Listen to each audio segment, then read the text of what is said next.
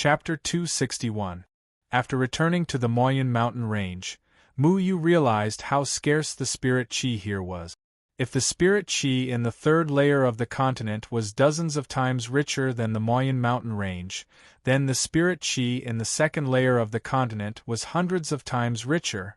Because of the spirit qi in the Luochen mountain, the spirit qi here was the same as in the third layer of the continent outside the Moyen mountain range. However, in the Moyen mountain range outside the Luochen mountain range, the spirit qi was like a small spoon of sugar melting into a large water tank. Everyone was scrambling to taste the sugar water. Mu Yu's cultivation had reached the nascent soul stage, so his speed was extremely fast. In the past, it would take him many hours to get to the Qingsong school, but now it only took him half an hour. When they landed at the foot of the Qingsong school, Old Sun's eyes were filled with disbelief. He could only fly with the help of the magic treasure Feng Haochen gave him. Even so, it took him half a day to fly. However, Mu Yu had brought him there in the blink of an eye. Mu Yu, let me ask you, is your cultivation all ready? Old Sun swallowed his saliva and felt that it was a little unbelievable. Yes, I've reached the nascent soul stage, Mu Yu said casually. His cultivation had reached the 9th layer of the nascent soul stage. His cultivation wasn't very dazzling on the 3rd layer of the continent. There were many people with high cultivation on the 3rd layer of the continent. He could only be considered average. However, among the younger generation on the 3rd layer of the continent, he was indeed one of the best. Mu Yu wasn't surprised that he had reached the 9th layer of the nascent soul stage. When he was in the 2nd layer of the continent, he had stayed near the Demon Island for half a year. Including the 2 months limited by the teleportation jade pendant, he had stayed for nearly 8 months. The spirit qi in the 2nd layer of the continent was very rich. With Mu Yu's talent, it wasn't unreasonable for him to have such a cultivation speed. He didn't think it was a big deal, but in Old Sun's eyes, it was like a fantasy story. Nascent soul stage? Oh my god! Wouldn't that be the same as the green pine duelist? Elder Sun sucked in a deep breath. Although he had already thought of this possibility, he was still shocked to hear it from Mu Yu's mouth. I think so. I think I'm slightly stronger than Qingsong Taoist. Mu Yu knew what Elder Sun was thinking. In any case, Elder Sun was one of them, so there was nothing to hide. It was too difficult for Qingsong Taoist to improve his cultivation in a place like the Moyen mountain range. Mu Yu estimated that Qingsong Taoist was at most in the first heavenly layer of the nascent soul stage. Then, you're also an ancestor-level figure? Elder Sun was so frightened that he almost fell over. What patriarch? I'm still young. Mu Yu stroked Little Handsome's tail. Just now, Little Handsome had insisted on going to the city to buy a few drumsticks to eat. Now, he was happily munching on them. Ancestor? Then wouldn't we be able to see Ancestor everywhere outside the 3 continents? Little Handsome said incoherently. Nascent soul stage cultivators could only be called Ancestor in a barren and backward place like the Moyen mountain range. In the 3 continents, nascent soul stage cultivators were only qualified to roam the cultivation world. There were many people stronger than nascent soul stage cultivators everywhere. It took Elder Sun a long time to come back to his senses. When he remembered that Mu Yu could even defeat Qingsong Taoist, he immediately beamed with joy. This way, the Luochen sect's status in the Moyen mountain range would be even higher.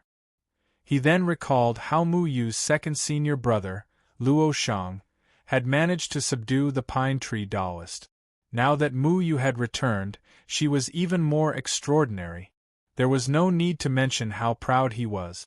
Elder Sun said, the current head of Qingsong School is Bai Liang. Qingsong Taoist has already retired to focus on cultivation. Now all the sects in the Moyen mountain range listen to Qingsong School's orders. No one dares to disobey. Mu Yu didn't know this. Mu Yu had left the Moyen mountain range for 3 years, but Qingsong School had also unified the cultivation world for 4 years. He didn't know how the Moyun mountain range had changed over the years. However, it didn't matter much to him who became the head of Qingsong School. Qingsong Taoist had to bow and scrape in front of him. Bai Liang was nothing. The two of them quickly arrived at Qingsong School. When Mu Yu saw the Qingsong School again, he was no longer as amazed as before. He admitted that the overall architectural style of Qingsong School was very extravagant, but it was still far from being comparable to the rich and powerful sects like Danding School. Danding School was a super-large sect with a rich heritage. No matter how powerful Qingsong School was, it could only abuse its power in the Moyun mountain range. It was nothing in the Third Mainland.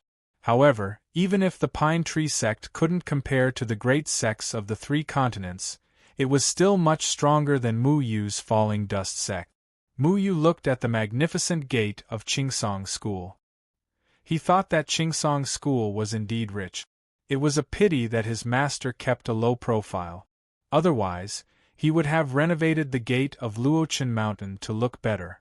There was a large group of disciples guarding the gate of Qingsong School.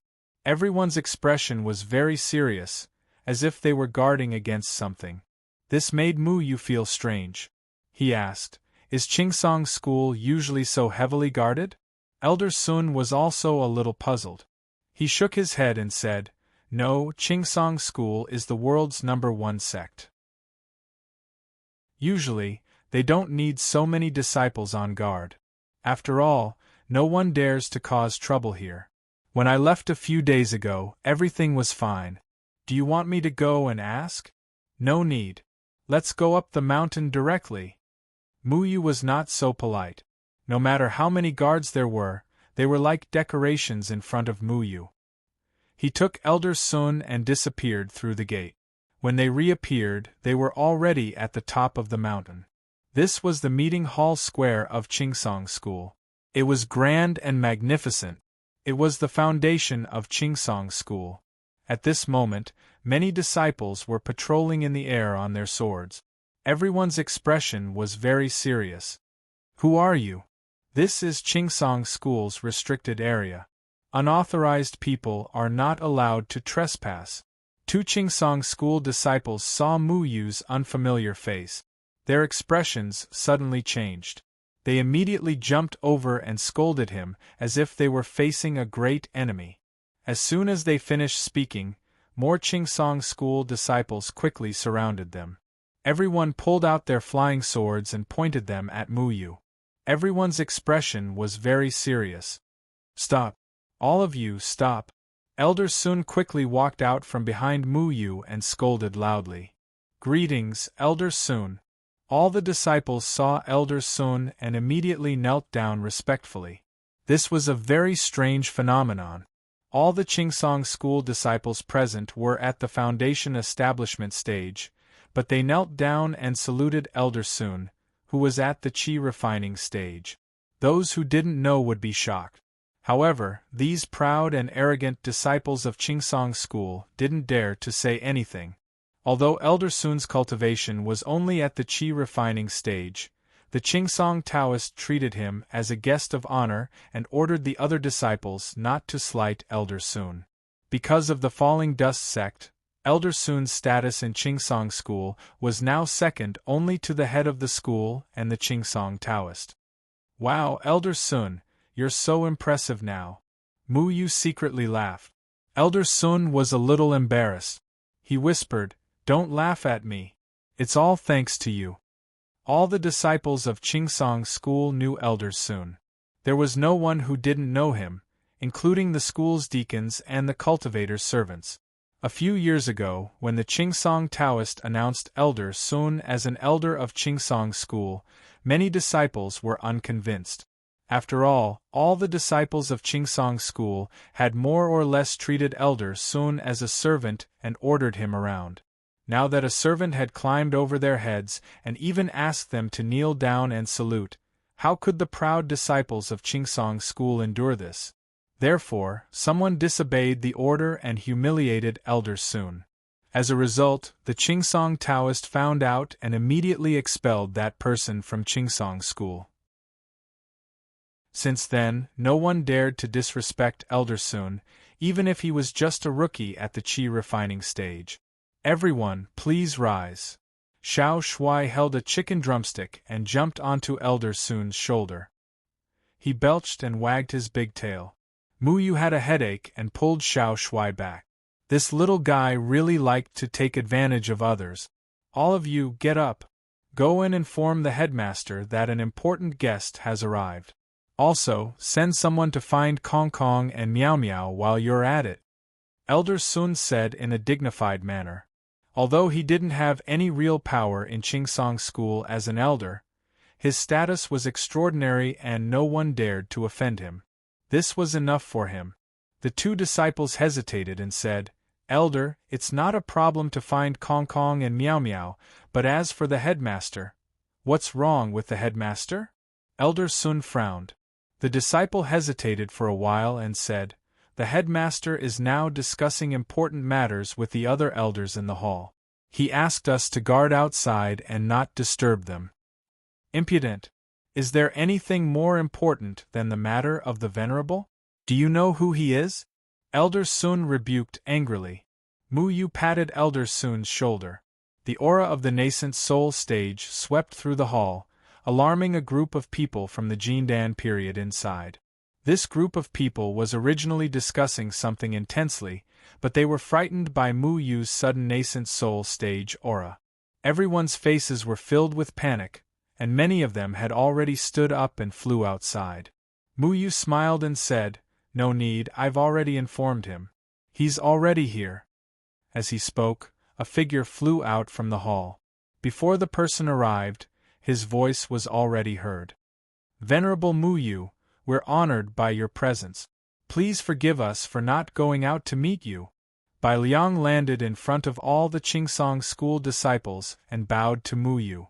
Not only him, but a group of extremely senior Jindan period elders also followed behind him and bowed to Mu Yu. The aura of the nascent soul stage that Mu Yu deliberately emitted was very majestic. Everyone looked at Mu Yu in front of them in surprise and uncertainty, not knowing whether this person was an enemy or a friend. All of the Pine Tree sect's disciples were already stupefied. What ability did this young man who looked to be 17 or 18 years old have, to actually make their sect leader and those Aurus Core elders of high status bow to him like this? Bai Liang was now the headmaster of Qingsong School and the leader of the entire cultivation world. Except for his master, the Qingsong Taoist, all the other cultivators had to bow their heads in front of him. However, the headmaster of Qingsong School, who was second only to one person and above tens of thousands of people, actually bowed to a young man. This wasn't a dream, right? Headmaster Bai Liang, you don't have to be so courteous. Where's the Qingsong Taoist? Mu Yu found it a little strange that he couldn't sense the aura of the Qingsong Taoist anywhere on the mountain. Bai Liang recognized Mu Yu. Back then, Mu Yu had left a deep impression on him during the competition at the Qingsong school. At such a young age, he was able to defeat many geniuses in the cultivation world. However, now that he saw Mu Yu's unfathomable cultivation level, he was even more shocked. This was because he could only sense the aura of Mu Yu from his master, the Qingsong Taoist. This was a real nascent soul stage supremacy, who was even more powerful than his master, the Qingsong Taoist. What kind of monsters did the Luochen sect raise? Bai Liang had already heard some things about the Luochen sect from the Qingsong Taoist. He also knew that the Luochen sect had a second senior brother named Luo Shang, who even his master had to treat with respect. The Qingsong Taoist had already warned Bai Liang not to offend any of the Luochen sect's disciples. Today, when Mu Yu appeared here, he found it even harder to calm down. He didn't expect that there would be another nascent soul stage disciple among the Luochen sect's disciples. A complicated expression appeared on Bai Liang's face. After a while, he turned around and ordered the stunned disciples to leave. He then said, Master is tied up with some matters and can't leave. Supremacy, please come in. Mu Yu sensed Bai Liang's expression and understood that the Qingsong Taoist had probably encountered some trouble. He then led Elders Sun and Bai Liang into the conference hall. There was a group of extremely senior Jindan period elders in the conference hall. They were all old fellows who took advantage of their seniority, but in front of Mu Yu, they didn't even dare to breathe loudly. They were quite shocked by the fact that Mu Yu was a nascent soul stage cultivator at such a young age. Supremacy, please take a seat. Bai Liang gave his seat to Mu Yu. Mu Yu didn't refuse and directly sat down. Tell me, what kind of trouble has your master encountered? Mu Yu couldn't be bothered to beat around the bush and directly asked. Bai Liang sighed and glanced at Elder Sun, who was standing beside Mu Yu. He thought that Elder Sun wasn't an outsider, so he said, Supremacy, Master has indeed encountered some troublesome problems. If this matter isn't handled well, the Moyun mountain range may be turned upside down again. Tell me about it. Mu Yu frowned. The Qingsong Taoist was the local tyrant in the Moyun mountain range. He was respected by tens of thousands of people. He could control the sky with one hand and summon the wind and rain. Other than the people from the Falling Dust sect who dared to cause trouble for the Qingsong Taoist, who else would cause trouble for the Qingsong Taoist? Bai Liang smiled bitterly and said, A while ago, a young man appeared in my room. His cultivation was really terrifying. He had actually reached the nascent soul stage.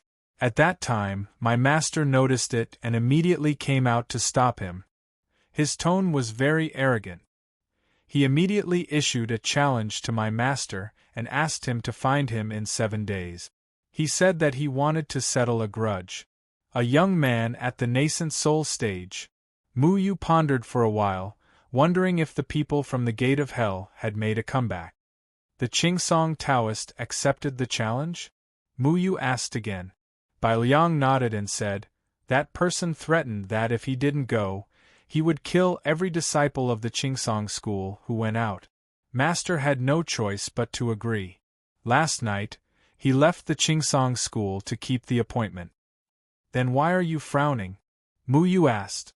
Bai Liang said worriedly, Before Master left, he told me that this person had an extremely strong murderous aura and that his cultivation was probably above his own. He also said that if he didn't come back, he must find a way to find Lord Feng Haochen of the Falling Dust sect and resolve this disaster. The spiritual qi in the Moyun mountain range was too thin and scattered. It was impossible for it to be enough for a person to break through to the nascent soul stage.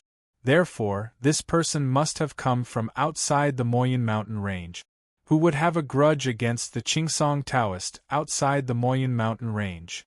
The people from the Gate of Hell wouldn't be so polite as to issue a challenge to the Qingsong Taoist, so who could it be? Who is that person? Where did your master go now? Mu Yu asked. Chapter 262. There were a total of 20 sects in the Moyun mountain range, and each sect was now under the control of the Qingsong school. No one dared to challenge the authority of the Qingsong Taoist.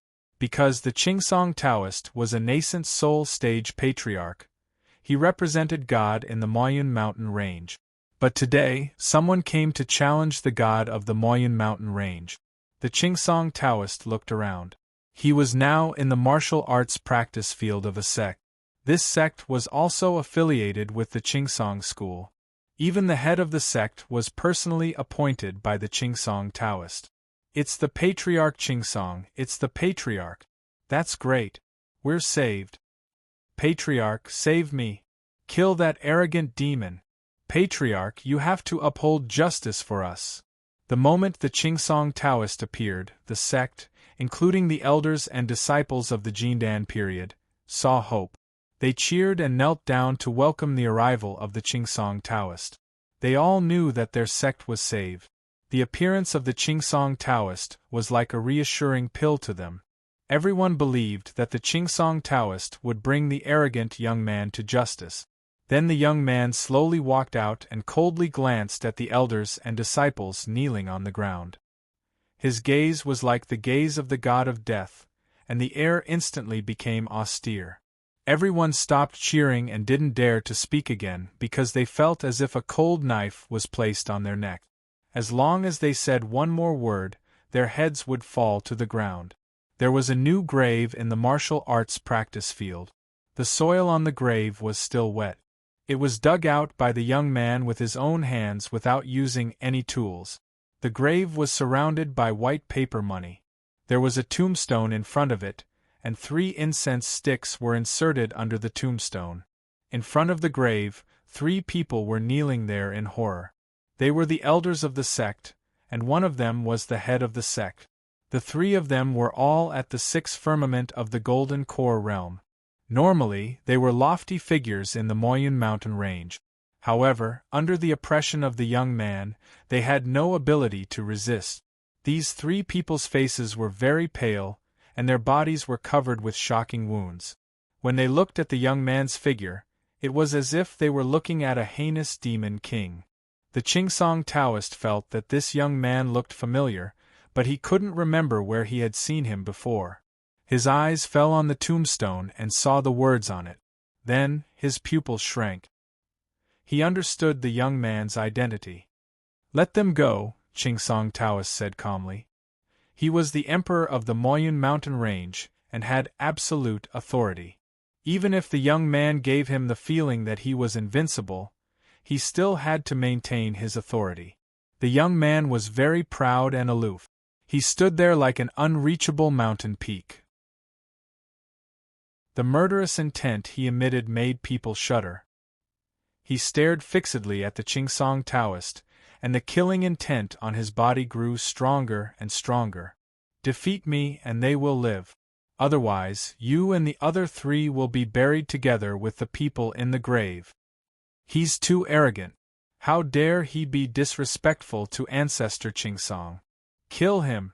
Long live Ancestor Qingsong!" All the disciples began to shout, cursing the young man's insolence. No one had ever dared to speak to the Qingsong Taoist like this. They hoped that the Qingsong Taoist could show his power, take down the young man directly, and teach him a lesson for his arrogance. The Qingsong Taoist had already unsheathed his sword and pointed it at the young man. When he saw the inscription on the tombstone, he knew that today's battle was inevitable. Ancestor Qingsong has made his move. This arrogant boy is dead.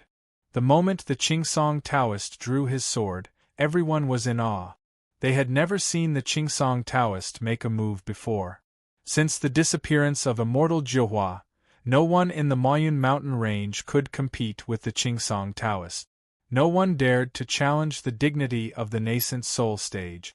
As long as the Qingsong Taoist looked at him, even the sect leader of the 9th heaven of the Gold Core stage would have to kneel on the ground. However, they forgot that the young man who dared to challenge the Qingsong Taoist was also a nascent soul stage cultivator. A broadsword as heavy as a mountain came from the young man's hand. It was so heavy that it made people's breathing stop. Then the broadsword and the Qingsong Taoist's flying sword intertwined.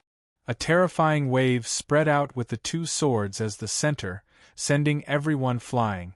The fight between the 2 produced a huge destructive force. The ground was deeply cracked, gravel flew, and the plants were turned into powder. The fight between the 2 nascent soul stage cultivators turned all the facilities in the martial arts practice field into nothingness. Boom! The Qingsong Taoist's body smashed into the ground, creating a big pit. He panted slightly and held the Qingsong sword in his hand. His breathing was chaotic, and his hair, which was always neatly combed, was scattered. There was also a sword wound on his chest that was so deep that his bones could be seen. He had never been so embarrassed. Even when he was controlled by Luo Shang 4 years ago, Luo Shang had never hurt the Qingsong Taoist because of Qingyan and Qing Mei. Since Luo Shang and the others left the Moyun mountain range, no one could restrain him. Due to the power of the slave pill, he had to obey the people of the Luochen mountain, especially the unfathomable Feng Haochen. However, the people of the Luochen mountain stood aloof from worldly affairs and did not order him to do anything. Zhouhua Daoist disappeared mysteriously, and the Qingsong Taoist became the supreme cultivator of the Moyun mountain range. In the past few years, he had retreated behind the scenes and let Bai Liang manage the Qingsong school for him. He lived like a prince, enjoyed the happiness of family, and lived like an emperor. Other than the occasional visit to Feng Haochen, there was nothing else that could make his heart tremble. However, this person's arrival 5 days ago broke his peaceful life. He had no choice but to keep the appointment and fight to the death with the other party. But he lost. He already knew the result. Facing the person in front of him, he had no strength to fight back at all. This person's sword was too domineering. Every swing of the sword was as heavy as a mountain, which shocked the Qingsong Taoist. In particular, his body movement was extremely fast. There seemed to be no spiritual power fluctuations, but his sword was earth-shattering. His cultivation was so terrifying. Many people around looked at the young man in the air in horror. Like an indifferent demon king, he seriously injured the Qingsong Taoist with one sword and also ruthlessly shattered the hope in everyone's hearts. Their mighty patriarch Pine Tree came here, thinking that he could bring this rebellious young man to justice. No one expected that he would defeat the Qingsong Taoist so easily. He defeated the god in the hearts of the cultivators of the Moyun mountain range. Patriarch Pine Tree was defeated? Fear and despair began to spread deep in everyone's hearts. Their supreme patriarch Pine Tree could not withstand one move from the young man and was defeated so thoroughly. At first, they thought that Patriarch Pine Tree could defeat the young man and establish the supreme dignity of the Qingsong school. However, all of this was defeated by the austere young man in front of them. How could they resist someone who even Venerable Pine Tree could not defeat? Could it be that this young man was going to change the dynasty of the Moyun mountain range today? The change of dynasty in the Moyun mountain range had happened once 4 years ago. At that time, the winner was the Qingsong Taoist. Because of this, the Qingsong Taoist became the respected venerable in the Moyun mountain range. However, Venerable Pine Tree had only been in power for 4 years before this young man appeared again. The change of dynasty could only be achieved by people with supreme cultivation. These small fries could only kneel down and surrender. In the cultivation world where strength was respected, they did not have the right to choose their king. It was strange that the fight between the two nascent soul stage cultivators was so destructive that the entire martial arts practice field was destroyed beyond recognition. Only this new tomb was not disturbed at all. Even the paper money was not damaged. Most of the people present knew this insufferably arrogant young man. Even the Qingsong Taoist had a deep impression of him. The young man, wearing mourning clothes, slowly landed beside the tomb. He silently stared at the words on the tombstone, which were carved by him personally. They were deep into the wood and powerful. Master Boyang Doran's tomb is erected by the unfilial disciple, Gu Etian. That's right. This young man, who looked like a killing god, was the dark horse in the competition at the Qingsong school. He was also the disciple of Boyang Doran of the Qiantian school, Gu Etian. The Qingsong Taoist was now in the Qiantian school. This school used to be the second last. Later, it won the second place by relying on a dark horse. Originally, when he thought that Gantian sect was about to flourish, the Pine Tree Taoist stepped into the nascent soul stage and reshuffled the cultivation world, destroying this small sect's hope. Taoist Boyang also met with a calamity. The young man in front of him was the dark horse of the past. He was the invincible Gu Etian of the younger generation in the Moyun mountain range. In the end, it was Taoist Bo Yang who asked him to go easy on him that caused him to lose to the Pine Tree sect disciple. However, after a few years, Gu Etian surprisingly stepped into the nascent soul stage. When he returned to the Qiantian school and wanted to find his master, He learned that Boyang Doran's arm had been cut off by a traitor and he had disappeared. He was afraid that his soul had returned to the ninth heaven. Gu Etian was furious and severely punished the traitors of the Qiantian school. Those who betrayed their master and ancestors had already become ghosts under his sword. He couldn't cultivate since he was a child. However, Boyang Doran saw that he had a firm mind and took him in to walk the path of body cultivation. The path of body cultivation was difficult and dangerous. Ordinary people couldn't imagine it. At that time, the cultivation world in the Moyun mountain range was in chaos. He had to choose to leave the Qiantian school.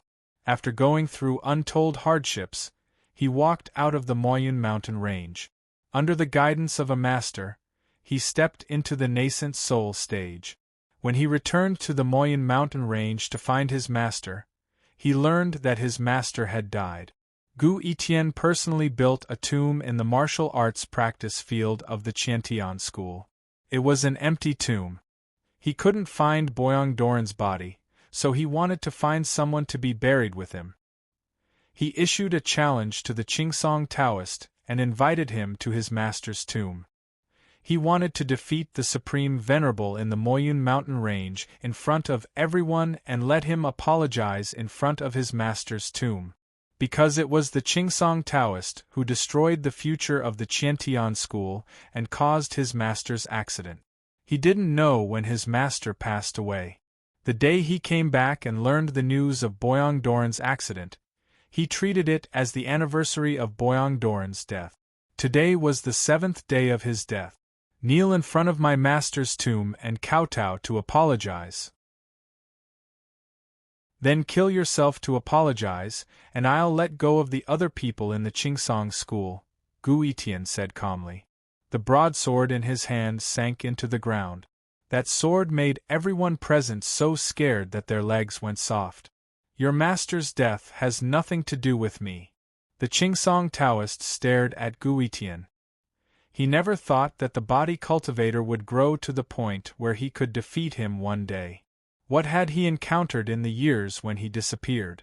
How could his cultivation improve by leaps and bounds? Gu Etian's eyes flashed. He said, "If it weren't for you, how could the Qiantian school have changed? How could my master have died? You have sinned deeply. How many innocent self-cultivators have you killed for your own power? You should have known that someone would come to deal with you one day." The Qingsong Taoist smiled bitterly.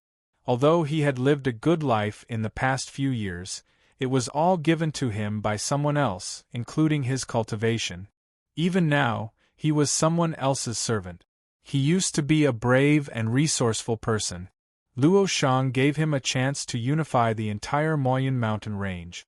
This was his dream, and he had never regretted it. To achieve great things, blood must be shed, and blood must make enemies. He thought that with his cultivation, he didn't have to worry about anything. Gu Etian's arrival made him realize that he should be vigilant in times of peace. Just kill me. I won't kneel to Boyang Doran. The Qingsong Taoist was unafraid of death.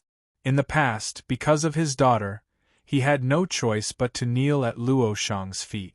But now, Qingmei and Qingyan had gone far away, so he had nothing to worry about. He had unified the entire Moyun mountain range and become the Supreme Venerable. He was respected by thousands of people and enjoyed great glory. Even if he died, he would have no regret. Then I will personally use your blood as a sacrifice to my master. The broadsword soared into the sky and appeared in front of the Qingsong Taoist in the blink of an eye. The blade flashed with a cold light and swept toward the Qingsong Taoist's neck.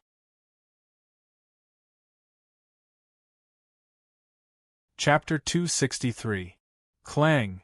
The 3-foot-long sword knocked away the insufferably arrogant broadsword and dispersed the biting cold murderous aura like a startled swan, pulling the pine Taoist back from the gates of hell. A figure slowly appeared beside the Qingsong Taoist.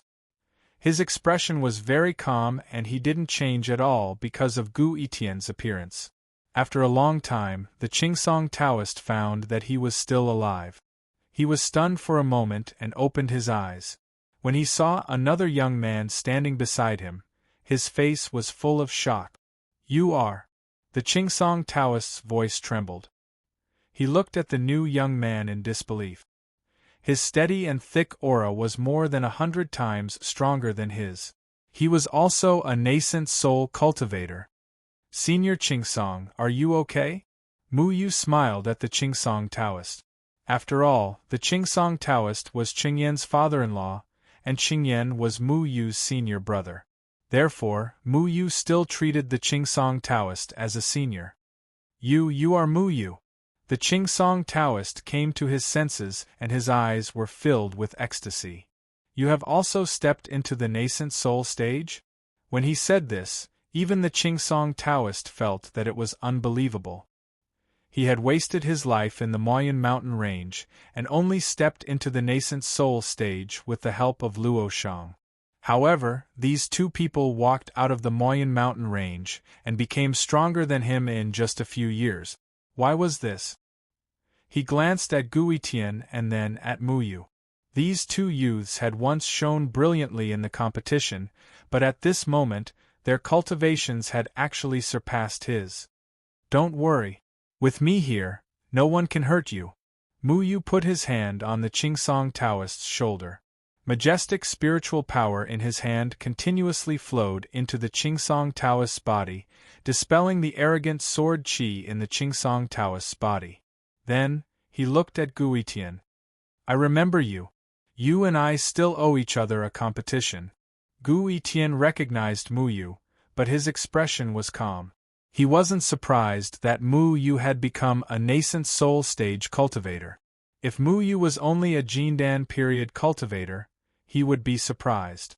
In the past, in the competition of the Pine Tree sect, Mu Yu had been defeated by Gui Tian. However, Gui Tian had never acknowledged that battle. He knew that Mu Yu deliberately went easy. And the Qingsong Taoist and Zhenren Zhihua stepped into the nascent soul stage. And the Moyen mountain range began reshuffling, so he didn't find any opportunity to fight with Mu. "I just want revenge. After revenge, I will fight with you seriously." Gui Tian looked coldly at the Qingsong Taoist behind Mu Yu. The murderous intent in his eyes didn't diminish at all. Mu Yu frowned. Where did this hatred come from? It was his desire that indirectly caused my master's death. Gui Tian waved his hand and the broadsword returned to his hand.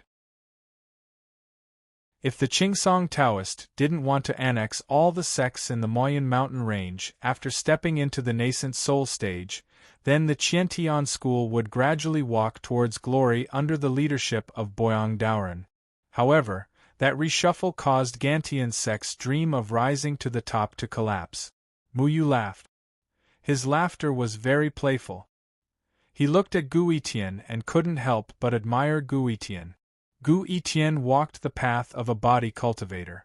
That path was extremely difficult to walk. He relied on his tenacity to walk out of the Moyen mountain range where demon beasts roamed freely. This courage made Mu Yu admire him. A trace of anger appeared on Gui Tian's face. "What are you laughing at? You're always so one-track-minded. You want to challenge people at the drop of a hat, as if everyone owes you something. If your master knew that you built a nondescript grave for him, he would definitely break your legs in anger." Mu Yu still couldn't hide the smile on his face. In the past, Boyang Daoren had been injured by people from the Zhihua school. At that time, Zhu Wenxing had brought Boyang Daoren, who had lost an arm, to the Luochen sect to make an example out of him. However, the Luochen sect wasn't something that a small character like Zhu Wenxing could covet. He was directly captured and humiliated by Mu Yu and the others. Boyang Daoren was also rescued. "I always thought that you were an opponent worthy of me taking seriously. I didn't expect you to be so shallow. Anyone who disrespects my master deserves to die." Gui Tian was finally enraged. He didn't understand the meaning behind Mu Yu's words and thought that Mu Yu was mocking him. He was instantly enraged and swung his broadsword at him. Mu Yu dodged, and the broadsword followed him like a shadow. However, his footwork changed a lot, and he dodged the broadsword's edge. "Why didn't you fight back?" Gu Yitian asked angrily. "Because I don't want to compete with someone who is blinded by hatred. I know that the competition in the past was insulting you. I've always wanted to have a fair fight with you without any burdens or worries.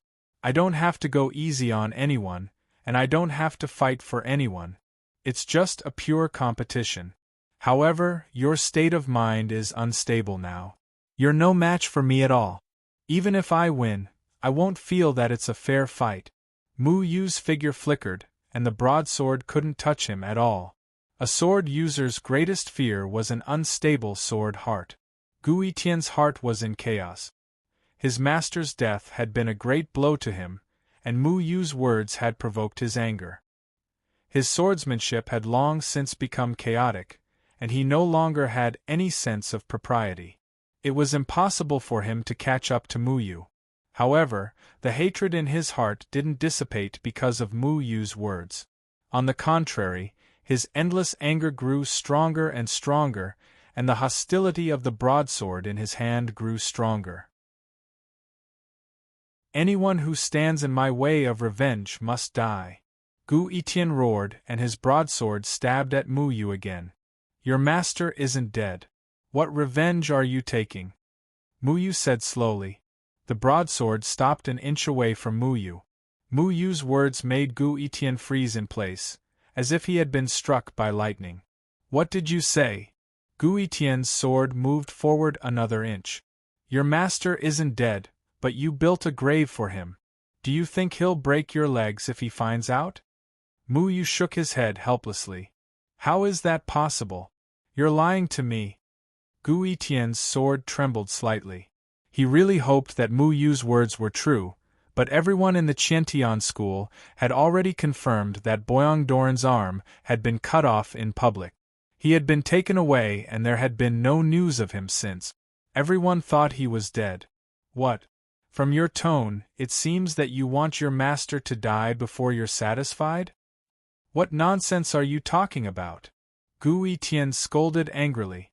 The broadsword in his hand moved forward a third time, and it was already at Mu Yu's neck. The cold light pierced his skin, making Mu Yu feel very uncomfortable. "Tian stop!"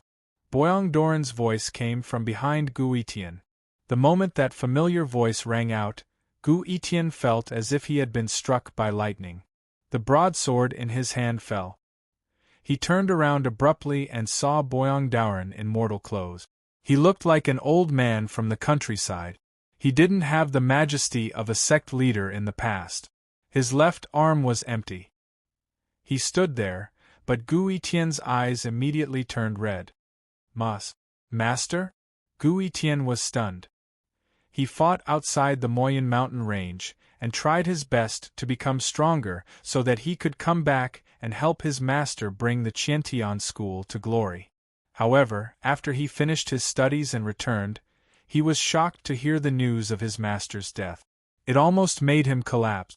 Now that his master had appeared in front of him, he felt like he was dreaming. Boyang Doran also looked at Gu Yitian. This disciple who had always made him proud was now no match for the Qingsong Taoist. If Elder Sun and Bai Liang hadn't found him, he wouldn't have known that his disciple had returned. Looking at Gu Yitian, a proud expression appeared on his face. The proudest thing in life was that his disciple had surpassed his master. In the past, Boyang Doran had been rescued by Mu Yu and the others in the Luochen sect. Those who knew that he was still alive were later killed by perfected Jihua's sword. Therefore, except for the people of the Luochen sect, everyone thought that Boyang Doran was dead. At that time, he had chosen to leave the Luochen sect and live in seclusion in the mountains. Only Elder Sun knew his whereabouts. Fortunately, Elder Sun was able to find him today. "Master." Gu Yitian walked to Boyang Doran's side and knelt down heavily. He buried his head in Boyang Doran's feet, his body trembling. Even a man of steel had a soft side. His master was everything to him. He was also the reason why he had become stronger in the past few years. Every time he wanted to give up, he would remember that his master was still trapped in the Qiantian school. He couldn't fall. When he found out about his master's death, he was so furious that he wanted to bury everyone with him. It wasn't until his master appeared in front of him that the hatred in his heart gradually faded. Get up. You're a nascent soul cultivator now. Don't kneel so easily. Boyang Daoren was filled with emotion as he helped Gu Yitian up. As a master, he was proud of his disciple's achievements. Now, he didn't need to be afraid when facing the nascent soul cultivator Qingsong Taoist. His disciple wasn't any weaker than the Qingsong Taoist. Master, it's good that you're fine. Gu Yitian wasn't good with words. He liked to keep everything in his heart. A man doesn't cry easily. His spiritual power shook and the tears at the corners of his eyes dissipated. Master, Boyang Daoren's tomb. Why is my name written on this tomb? Brat, are you cursing your master to die? Boyang Daoren read the words on the tombstone. His face darkened and he slapped Gu Yitian. Gu Yitian didn't dodge. Boyang Daoren couldn't really hit him. Even if he did, it wouldn't hurt him. The master was still the same master and the disciple was still the same disciple. When the master taught the disciple a lesson, the disciple shouldn't resist. The broadsword moved again. The empty tomb turned into powder and disappeared from the martial arts field. Boyang Daoren already knew what happened. He knew that Gu Yitian did everything to avenge him. But at this moment, nothing was important. What was important was that Boyang Daoren could finally hold his head high in the cultivation world. It was a great blessing in his life to have such a powerful disciple. Mu Yu looked at Gu Yitian and suddenly found that he and Gu Yitian had a lot in common. Both of them worked hard to save their master and wanted to compete with each other fair and square. They didn't like the deception of the cultivation world. The only difference was that Gu Yitian had succeeded in what he wanted to do. With him, Boyang Daoren would no longer be hurt. However, Mu Yu's master was nowhere to be found. Gu Yitian's opponents were just a few insignificant people in the Moyun mountain range. Mu Yu's opponent was the supreme ruler of the entire Sanchong continent, the mysterious Sanchong Palace. Mu Yu still had a long way to go. Let's go. Let's catch up. Tian you should also apologize to Venerable Qing Song, haha. Boyang Daoren's hearty laughter covered the entire Qiantian school. This was the happiest thing for him in many years. Senior Qing Song, I was rash. Gu Yitian didn't disobey. He silently walked to Qingsong Taoist and bowed. He was a one-track mind. A mistake was a mistake. Since his master asked him to apologize, he really did apologize to Qingsong Taoist. After all, the cultivation world belongs to the younger generation. I didn't lose unjustly. Qingsong Taoist sighed. Whether it was Mu Yu or Gu Yitian, their strength had deeply impressed Qingsong Taoist. He knew that with his current cultivation, he was just an ordinary cultivator outside the Moyun mountain range. Qingsong Taoist turned to Boyang Daoren and said with a wry smile, Brother Boyang, you've got a good disciple. You're too kind. Brother Qingsong, you flatter me. Boyang Daoren's face was full of joy. He looked at Gu Yitian with a proud expression. Ever since the Green Pine Taoist entered the nascent soul stage, he could only address the Green Pine Taoist respectfully. But now, his disciple had also become a nascent soul supremacy and defeated the unreachable Green Pine Taoist. As a result, his status as a master naturally rose as well. Although he was saying polite words, he was very proud in his heart. How could he have thought that he would be on equal footing with Qingsong Taoist one day? Lord Boyang, please spare my life. I deserve to die. I deserve to die. The people of Qiantian school who saw that Boyang Daoren was still alive looked as if they had seen a ghost. They had all done disgraceful things to Boyang Daoren and even helped outsiders frame Boyang Daoren. Now the cultivation of Boyong Doran's disciple was even higher than that of the mighty Qingsong Taoist. They were so scared that their faces turned ashen. They knelt down and begged for mercy like dirty slugs. Gu Etian didn't kill them because Boyong Doran didn't allow him to kill people at will. Some small characters couldn't be seen in public. Killing them would only dirty his hands. Catch up with your master. I'll wait for you tomorrow. Mu Yu looked at Gu Etian. Gu Etian had been wandering outside for a long time. Naturally, he had a lot to say to his master. Just like Mu Yu, he also had a lot of questions to ask his master. If the two of them wanted to have a real duel, they should let their hearts have no more worries. Mu Yu had obtained something that could help his master recover his cultivation. Coupled with the existence of the immortal confining prison, nothing would happen to his master. Therefore, he had nothing to worry about. The Qiantian school held a big banquet. With everyone's unanimous approval, Boyong Doran, who didn't have a high cultivation, sat at the head of the table. Mu Yu and Gu Etian were next. Next were the Qingsong Taoist, Bai Liang and Old Sun, who had the lowest cultivation. Then, Hong Yen and Hao Yingjun, who had gotten the news from somewhere, rushed over. Hong Yen and Hao Yingjun, who had been quarreling with each other, had gotten married and had a son. People were in high spirit. The atmosphere of the Qiantian school changed from austere to jubilant. Xiao Shui even bought all the meat at the banquet. Hao Shuer also came over. She still looked like a love-struck little girl. During the banquet, she kept staring at Gu Etian. Unfortunately, Gu Etian was a blockhead and didn't understand Hao Shuer's feelings. The team from Mount Fu Long gathered again. It was just that Qingyan was missing. Tomorrow, let's have a good fight.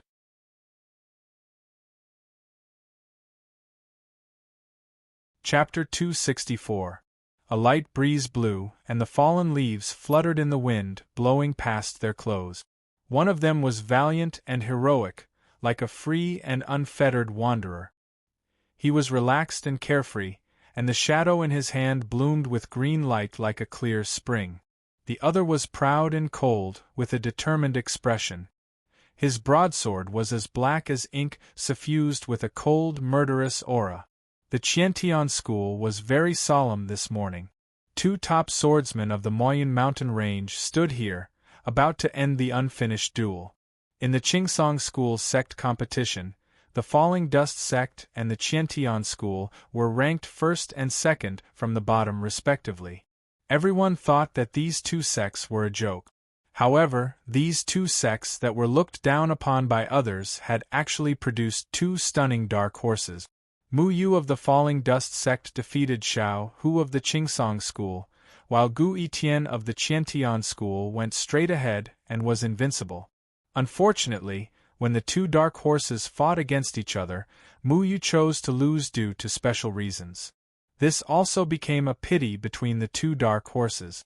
No one would have thought that after a few years, the two dark horses from the laughable sects would be able to trample the Moyun mountain range under their feet. Even the high and mighty Qingsong Taoist was no match for them. Today was the time for the two dark horses to fairly determine the winner. A cold light streaked across the void, and sword energy filled the sky. It was like the surging Milky Way, endlessly growing and multiplying. However, the broadsword only had the simplest move. When the sword struck out, it transformed into thousands of illusions. It was like a sea-stabilizing needle in the surging waves, majestic and solid. The two figures crossed each other in the air, drowning in the sword light that filled the sky. Majestic auras shot out in all directions, and the air became scorching hot. Waves of energy swept out, leaving shocking marks on the ground. Falling dragon roaring to the sky. The fifth move of the Falling Dust sword technique, Falling Dragon roaring to the sky, transformed into a tangible form, and was both illusory and real. The 5 flying swords carried Mu Yu and sword into the sky. Under the guidance of the flying swords, the spiritual energy around his body turned into 5 huge green dragons. The gigantic dragon coiled around the shadow sword. It had a majestic dragon head, curvy dragon scales, and a nimble dragon tail. It let out a long roar towards the sky. The dragon's might was vast and mighty, as if it wanted to devour everything in the world. No one dared to act rashly. The broadsword was as fast as lightning, leaving a thin crack in the air. It shattered the void and slashed down with the force of 1,000 caddies. Black light burst out and collided with the giant dragon. Boom! The earth quaked and the mountains shook. The original infant stage's all-out battle turned the surroundings into a mess. Smoke and dust filled the air, and it was difficult to tell who was the winner. The giant dragon dispersed, but the broadsword was still there, and the shadow was still there. The two of them had already switched positions, and were looking at each other indifferently. The onlookers, on the other hand, were overwhelmed with emotions. They were deeply shocked by the auras of these two. When did the two of them become so powerful? Bai Liang sighed inwardly. He was originally the leader of the younger generation in the Moyun mountain range. Unfortunately, there was always someone better. The two dark horses had already surpassed him. Now, even if he was the head of the Qingsong school and could summon the wind and rain, he was still nothing in front of these two people. Gu Yitian's sword is steady and powerful. It's simple yet domineering. He relied on the purest brute force to exert the sword power to the extreme. Physical cultivators are indeed terrifying. Qingsong Taoist nodded slightly. He had already experienced the most primitive power, which made him unable to fight back at all. In yesterday's battle, he admitted defeat wholeheartedly. Mu Yu's sword is free and natural. It's as if it's one. The sword power is profound and it negates Tian Er's great strength. I've said before that the Luochen sect's sword technique is unfathomable. It's really rare in the world. Even Tian Er can't take advantage of it. Boyang Daoren stroked his beard and praised. The people present did not know what kind of fortuitous encounters these two dark horses had encountered in the past few years. However, it was obvious to all that their cultivation had improved by leaps and bounds. Their cultivation was already so terrifying at such a young age. Their future was limitless. You really didn't disappoint me. Gu Yitian stared at the shadow in Mu Yu's hand and said softly. Back in the competition at the Qingsong school, he knew that Mu Yu would not be defeated so easily. He was a dignified swordsman who pursued an open and above-board competition. With his character, he would rather die in the hands of others than take advantage of others. In the past, he had never had the chance to fight with Mu Yu. It had become a barrier in his heart. Mu Yu looked at the broadsword in Gu Yitian's hand. His heart was filled with doubts. Your sword reminds me of someone. That person's sword technique has reached the acme of perfection. However, his sword moves are very simple. Who is that person you're talking about? Gu Yitian asked. The nameless swordsman. Mu Yu vaguely remembered the competition between the nameless swordsman and the genius swordsman of the sword-cleansing valley, Yuan Jian. The nameless swordsman's sword reached the sky. He used only one move to kill the genius of the sword-cleansing valley. Gu Yitian's expression changed slightly. After a while, he said, Senior Nameless saved my life and gave me pointers on sword technique. My sword technique did come from his guidance. Mu Yu suddenly understood. No wonder Gu Yitian's sword technique had become so superb in the past few years. It turned out that he had been taught by the nameless swordsman. Before Pojian left, he had instilled a sword intent into Mu Yu's body. That sword intent had helped him several times. So, the nameless swordsman is your master? Gu Yitian shook his head. I don't want to take him as my master, and he doesn't want to take me as his disciple. We just met by chance. He just gave me a chance. Mu Yu nodded. He suddenly understood and focused his attention on the sword technique again. Feng Haochen had once told him that the great Tao was simple. Thousands of sword techniques could not compare to the power of one sword. The ninth move of the Luochen sword technique was called 9-9-1. 9 swords into 1 and 1 sword into 9. In the battle with Gui Xianyue, Feng Haochen had used his golden core cultivation to combine 9 swords into 1 to shatter Gui Xuanyue's body. The power of the Luo Chun sword technique was self-evident. But now, Mu Yu could only transform 5 flying swords. He was still far from Feng Haochen's sword intent. Therefore, he had been unable to unleash the power of the 9th move of the Luo Chun sword technique. However, what made Mu Yu feel strange was that whether it was the nameless swordsman or Gu Yitian, their simple sword aura was so similar to the Luo Chun sword technique. However, the Luo Chun sword technique was more exquisite and powerful. Their sword techniques were simpler. It was as if they only took one ladle out of thousands of weak water. But when this ladle was unleashed to the extreme, it was already extremely terrifying. The Luo Chun sword technique's original name was Heaven Sword 9 Guides. It was recognized as the number 1 sword technique in the cultivation world. Unfortunately, Mu Yu had only scratched the surface. You only use 1 sword. I also have 1 sword. Let's decide the winner with 1 sword. How about it? As the disciple of Sword Shadow Chinfeng, Mu Yu had the strongest sword aura. Yet, he could not unleash the full power of Heaven Sword 9 Guides. This was a disgrace to the name of Heaven Sword 9 Guides. His heart was filled with pride. Gu Yitian had used the simplest sword technique to defeat him. It was time for him to clear the name of Heaven Sword 9 Guides. He would not use the sword intent of this broken sword in the following battle. That would be too laughable. 1 sword to decide the winner. Good. Gu Yitian's eyes lit up. Mu Yu had 9 nimble sword technique. He was not confident that he could defeat him. Both of them used swords. Deciding the winner with 1 sword was naturally the fairest battle. Gu Yitian raised his heavy broadsword and pointed it at Mu Yu.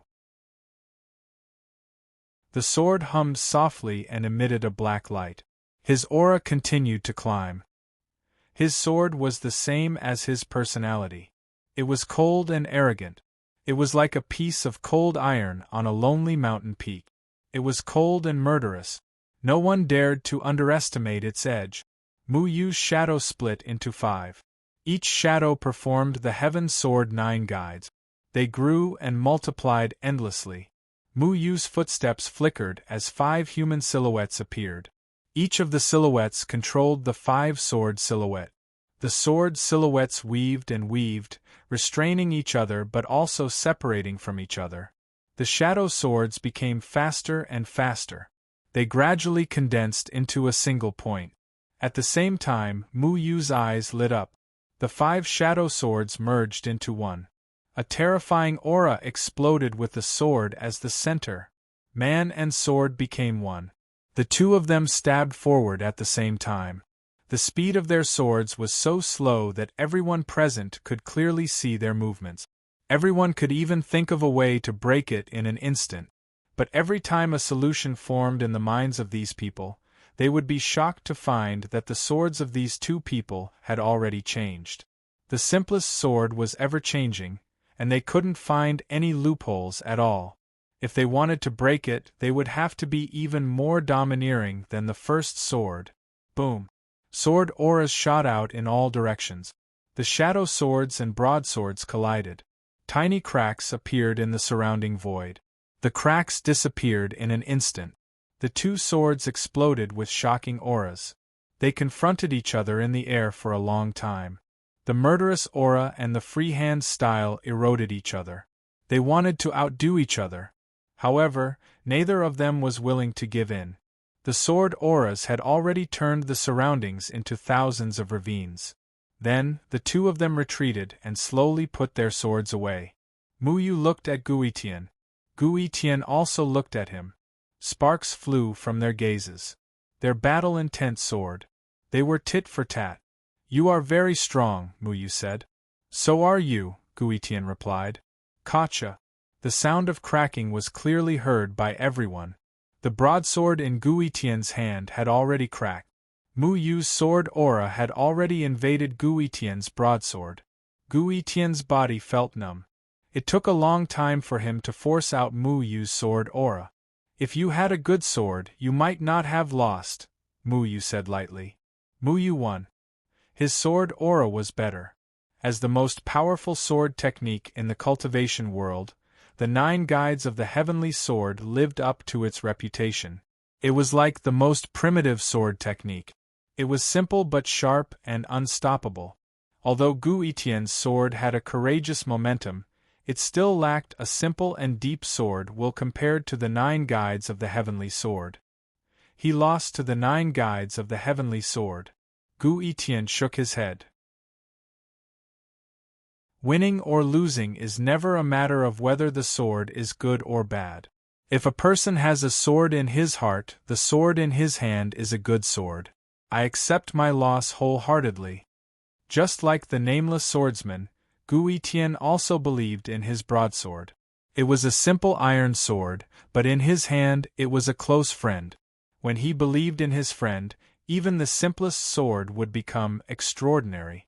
Just as Gu Tian said, he didn't lose because of the quality of his sword. He lost because of his understanding of the sword technique. The result of the belated competition was finally revealed. However, their victory was only temporary. The future was still far away. People who use swords wouldn't admit defeat so easily. Senior Nameless will kill the person who left a gap in his iron sword. So will I. Gu Tian carried his sword on his back. He glanced at Mu Yu and walked toward Boyangdaoren.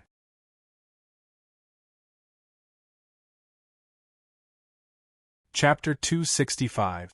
Gu Tian left the Qiantian school with Boyangdaoren. Boyangdaoren didn't want to care about the Qiantian school anymore. He would rather be an ordinary person.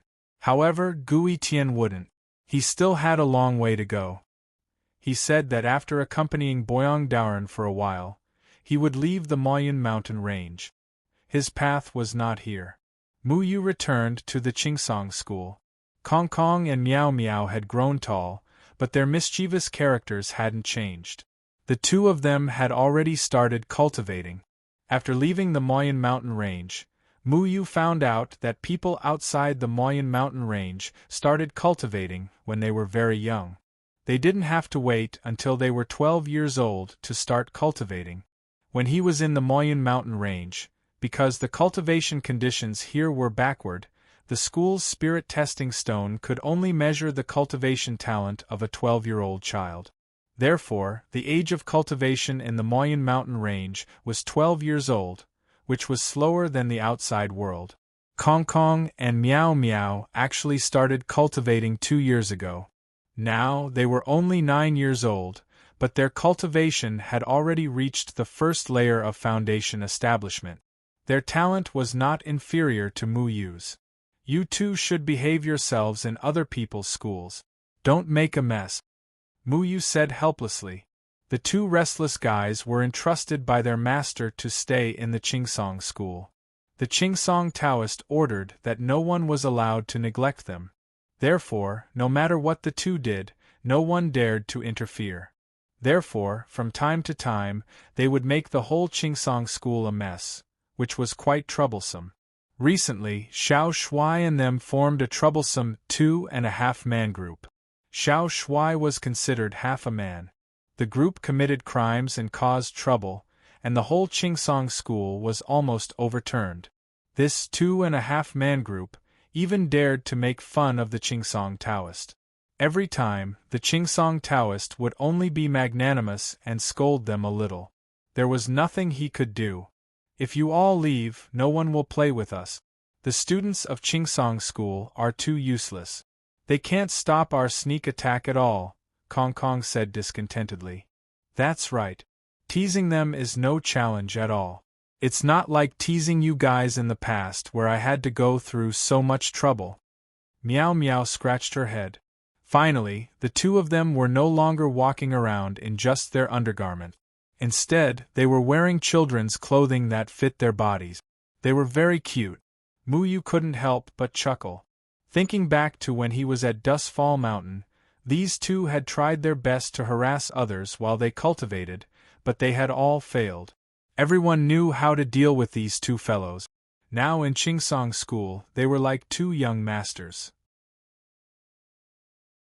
With the Qingsong Taoists' instructions, no one dared to provoke them, so they could only blame their bad luck if they were teased. In addition, their cultivation talent was too high, so everyone could only turn a blind eye to them. "Did Master say when he'll be back?" Mu Yu asked.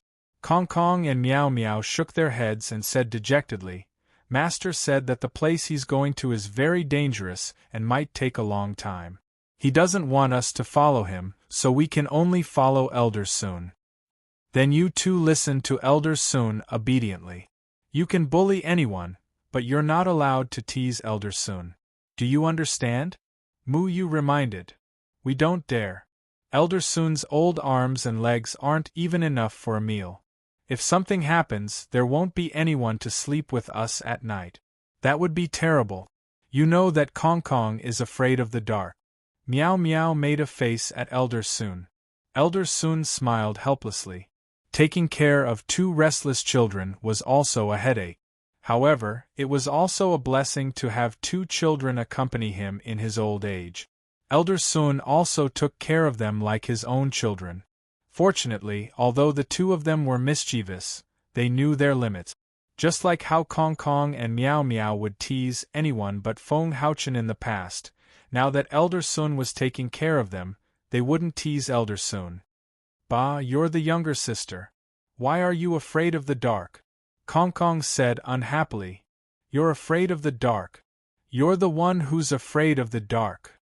The two of them started quarreling again. Mu Yu felt a headache coming on. The two of them were quite interesting. They had climbed cliffs, walked over cliffs, poked a hornet's nest, and bombed toilet. They had done all kinds of mischievous things, but they were actually afraid of the dark. "Mu Yu, are you still going to leave?" Elder Sun asked. Mu Yu nodded. The immortal confining prison hadn't been lifted yet, so he couldn't stay here any longer. Now that he had found the 9 Chi soul cleansing flower and the netherworld grass, he wanted to find Deadwood and ask him how to deal with these two herbs. At the same time, he wanted to find Siebulo. Since his master went to find this person to stop the demons, then as long as Mu Yu found this person, he should be able to find his master's whereabouts. Mu Yu stayed at Qingsong School for a few days. Then, he bid farewell to the Qingsong Taoist and returned to Flowing Water Village. Village Chief Old Bu was still hale and hearty. He pulled the little wimps along and told stories all day long. Naturally, the story he talked about the most was Mu Yu's story. At this moment, Mu Yu's story had already been exaggerated by the village chief into several versions. It included how Mu Yu caused havoc in the East Sea, how Mu Yu skinned and pulled out the dragon's tendons, how Mu Yu moved the mountain and opened up a path for the villagers, and how Mu Yu beat the white chicken 3 times to protect the peace in all directions. Today, I'll tell you the story of how Mu Yu caused havoc in the Immortal Palace. It was said that among the high and mighty immortal masters, there was an immortal emperor who ruled over the entire Immortal Palace. One day, the immortal emperor found that Mu Yu's appearance was a threat to his position. This was not something he could tolerate. In the beginning, he wanted to recruit Mu Yu, but he only gave him the position of a small stable boy. Our Mu Yu's strength was monstrous, so how could he be willing to lower himself to such a small position? Thus, he shouted out, "Kings, generals, ministers, generals, and generals are all equal." The immortal emperor took turns to be the next year. Then, he began to walk on the path of unyielding resistance. Mu Yu was dumbfounded as he listened to the village chief's eloquent speech. The village chief's ability to bluff once again overturned his worldview. After listening to these stories, Mu Yu felt that he was not only in the sky, but also standing shoulder to shoulder with the sun. When Mu Yu appeared in front of village chief Old Bu, the village chief was so excited that he almost jumped up. He quickly and proudly introduced Mu Yu to all the children. "Big brother Mu Yu, Is what Grandpa Village Chief said true? All the children stared at Muyu with eyes full of excitement. This should be, maybe, probably, maybe. Muyu found it hard to say. If he admitted it, then it would be a double act between the old and young swindlers. It's true, Muyu, quickly say it's true. This old man is begging you. Don't tell me you want this old man to kneel down? The village chief begged in a low voice. He winked at Muyu and wanted him to personally confirm the authenticity of these stories. At first, Muyu refused. Later, when he saw the village chief's tearful eyes and his majestic aura was about to sweep the floor in front of the children, he could only shamefully admit these great achievements. Afterwards, his face burned with shame. I am a good youth with 3 virtues, 4 virtues, and 5 beauties. I have always adhered to the principle of doing things with a clear conscience. I didn't expect to fall into the hands of the village chief. Aya, this is nothing. What Grandpa Village Chief told you is just a small matter. Come, let me tell you all about the thrilling life and death adventures that happened in the past few years. Little Shuai jumped out of Muyu's arms and jumped onto the village chief's head. Then, he stood on his hind legs and placed one of his forelimbs on his waist, while the other kept waving. He passionately told everyone the story of how he massacred Fu Xian Island, became famous in the Danding sect, and became famous in the second heaven. Oh right, in Little Shuai's story, the main character was not Muyu, but himself. Let me tell you. At that time, Muyu was entangled by a demon beast and couldn't get away. The situation was very dangerous, and he was about to be swallowed by the demon beast. At the critical moment, I angrily rushed out, turned into a flash of light, and rushed into the demon beast's mouth. I had to sacrifice myself. If I wasn't eaten by the demon beast, then Muyu would be eaten. The two of us went through life and death together. How could I bear to see him be eaten by the demon beast? I softly said to Muyu, "Oh, goodbye. My brother, we will meet again in the next life." Muyu, a big man, actually cried. Tears flowed down his face as he roared at the sky, his hair standing on end, and he waved his sword in all directions. But the demon beast's cultivation was too high. It swallowed me in one gulp, and endless darkness surged towards me. I forced myself to calm down. Muyu was still fighting the demon beast outside. I couldn't fall. Steely courage emerged from my body. I reached out with my 3-inch divine claw, cut open the demon beast's innards, and plucked its demon spirit. The demon beast crashed to the ground. Muyu thought I was dead, and his tears were like a broken dam. It wasn't until I weakly crawled in front of him that he hugged me in joy and said, "Little Shuai, you are too brave. You are my pride. It is my honor to have you by my side. Love you, Little Shuai, you are too great. Little Shuai, you are the best." Many children began to exclaim, and praised Little Shuai's courage. They were all subdued by Little Shuai's spirit. Muyu shivered, and goosebumps appeared all over his body. When he heard "love you," he was instantly petrified. He felt that the awe-inspiring image he had built in the village chief's story had suddenly collapsed. The village chief made him stand shoulder to shoulder with the sun, and Little Shuai made him lie in the latrine. What do you mean by crying? What do you mean by steely courage? What do you mean by "you are my pride"? What do you mean by saying goodbye to my brother? Crying here and there, can't you happily fight demons and level up? Muyu had never realized that Xiao Shuai was also an expert at telling jokes. His ability to steal the sky and change the sun was really amazing. He even suspected that Xiao Shuai had received the teachings of the village chief, the old trickster, and had become a hidden trickster. Compared to Little Shuai's story, Muyu still felt that the village chief's 3 beats white chicken spirit was more reliable. At least Muyu still had a brave image, and in Little Shuai's story, he became a supporting character who only knew how to cry. Little Shuai, don't tell stories, eat the drumstick. Mu Yu took out a drumstick and threw it into the distance. Little Shuai's eyes lit up, and his true colors of a foodie were fully revealed. He hurriedly ran towards the drumstick. Finally, the village chief passionately repeated the story of Immortal Master kneeling to the old village chief. That was called spittle flying everywhere, and his voice was full of emotion. Mu Yu smiled very happily. The village chief magnified his story only because he missed him. Old people always liked to proudly tell others about their children's various strength. Even if it was exaggerated or fabricated, it was just a sustenance in their hearts. What Mu Yu could do was to cooperate with the village chief's simple wish. Mu Yu left a lot of body-strengthening elixirs for the village chief. Elixirs were usually used by cultivators, but there were also some elixirs that could strengthen one's foundation and strengthen one's vitality. It was also beneficial for mortals to extend their lifespan. He reluctantly left Flowing Water Village. This pure land where he was born and raised was the most beautiful place in his memory. However, if the immortal confinement prison was not lifted, this place would also become a hell on earth.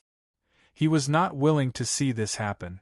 Moyun Mountain Range, his road began here, and he had to protect this place.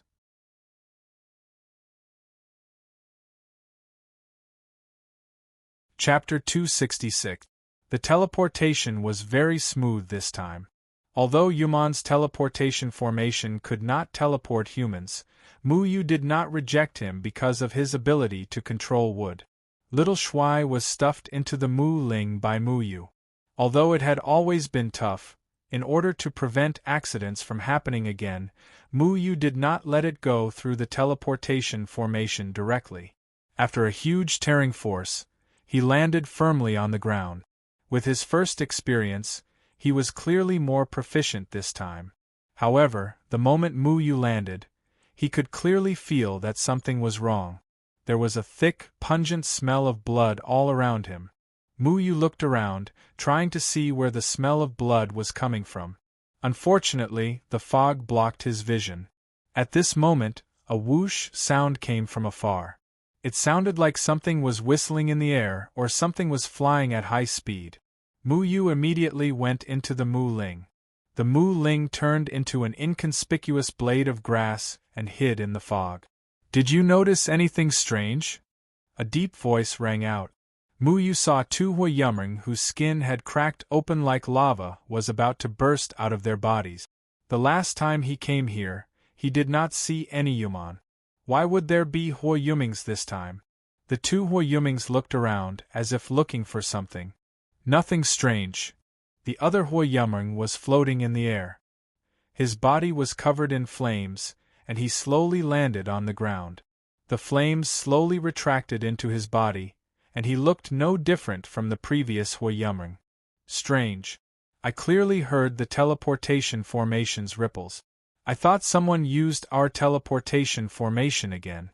Forget it, let's go. We didn't get anything from this trip. Let's go back and finish off the rest of the humans. One of the Huiyuming licked his lips with his scarlet tongue, as if recalling something. Then, he left with his companion. What do you mean by finishing off the rest of the humans? Mu Yu's heart trembled. He had been in the second heaven for almost a year. He was not sure what had happened in the third heaven. However, he knew that Yumon had declared war on the human race again and even invaded human cities. Could it be that some humans had been captured by Yumon? Mu Yu had always harbored a grudge against the people of the three continents because Feng Haochen had given them nearly 100 years of peaceful life, allowing them to live and work in peace. However, this true God who had sacrificed himself for the human race was separated from his family. He couldn't even recognize his own daughter. He was even betrayed by the threefold palace. Even the millions of people in the Moyun Mountain Range were going to die. He knew that the ones who should be hated the most were the threefold palace and the cultivators with evil intentions, not the ordinary, innocent mortals. If Yumon attacked the mortals, Mu Yu wouldn't just stand by and watch. The flames on Huiyuming's body burned as he flew, creating a series of sounds of friction as he flew through the air. He flew at an extremely fast speed, leaving behind a faint scorching sensation wherever he passed. In order to avoid being discovered, Mu Yu didn't dare to follow too closely. He could only rely on this scorching aura to follow him. The last time Mu Yu came here, he didn't discover any traces of Yuman because Lanshi City was just a distance away. Lanshi City was a large city with a large population and was prosperous. If Yuman made any movements, the human race would definitely discover it. However, Lanshi City had been attacked by the fire Yuman once before. Thousands of people died under the threefold illusionary formation. Mu Yu still remembered this incident clearly. After that blow, Lanshi City might not be able to recover from it. He didn't know how the situation was now. The thick smell of blood became clearer and clearer. Mu Yu even discovered traces of blood along the way. These bloodstains had dried up for a long time and were splattered all over the gravel on the road. It was obviously the blood of the human race. It seemed like many people had died here. However, the two fire Yuman ignored it. They didn't see any human corpses along the way. After flying for about half an hour, they turned into a mountain stream. A river appeared in front of them. It flowed gently and the water was very clear. There were many lush and verdant trees that reached the sky growing on the river bank. The branches of these trees were crisscrossed. There was something hanging on the branches that swayed gently with the wind. Mu Yu's pupils contracted and he held his breath. He was almost scared stiff by the scene in front of him. There were human corpses hanging on the branches of the trees in front of them. These corpses looked like they had been dead for a long time. They were hanging on the trees and had already dried up. Their bodies were wrinkled as if their blood had been drained. The thick and solid branches pierced through their collarbones and hung them in midair. Many of the leaves on the trees were a strange red color that was bright and glistening. Mu Yu felt an indescribable anger in his heart. These people were dressed like mortals without any cultivation. However, they were captured by the Yuman and died here. Their faces were distorted as if they had experienced great pain before they died. Many of them had their lifeless eyes wide open. They died with grievances. The Yuman actually massacred the human race like this? Mu Yu watched as the two Huyumans flew through the forest as if they didn't see them. They disappeared into a cave on the cliff of the mountain stream. His heart burned with anger. Mu Yu thought of the old tree chief's words. The old tree chief had said that the Mu Yuman advocated peace and did not like war or killing. However, so many humans had died at the hands of the Mu Yuman. The old tree chief's words were better than a song. However, Mu Yu continued to walk forward for a while. He discovered that not only were there human corpses hanging on the trees, there were also pale and swollen corpses floating in the river. There were even corpses on the soil by the river bank. Many of the corpses were buried in the ground, leaving only their heads exposed. This scene made Mu Yu feel a trace of sorrow. Those were the lives of living people. Mu Yu clenched his fist. He didn't know why these humans had been captured, but one thing was certain. These people were all mortals without cultivation. They were powerless against the Yuman's murderous hands. He recalled what the two Huyuman had said. It seemed that there were still humans alive. Without another word, he chased after them. Mu Yu had the Yuman's ability, so his aura didn't seem to attract any attention.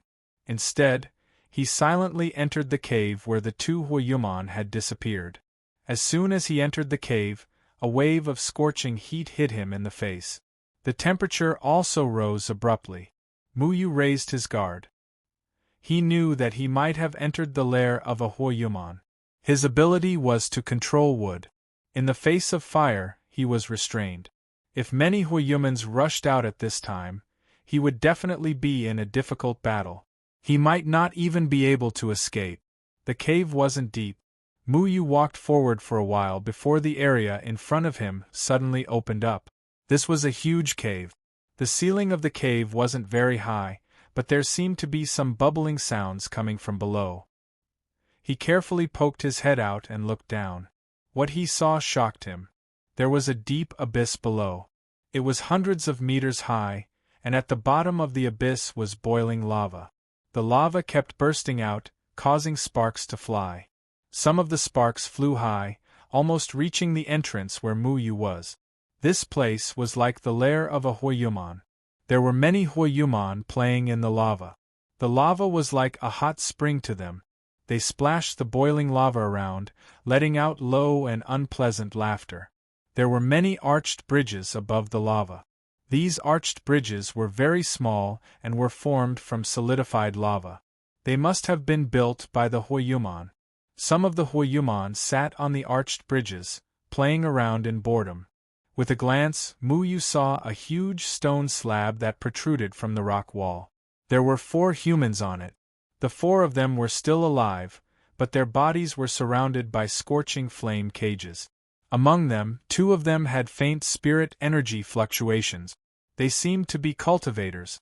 The other 2, one old and one young, didn't have any cultivation. The 2 with cultivation were young men. One of them was wearing yellow clothes.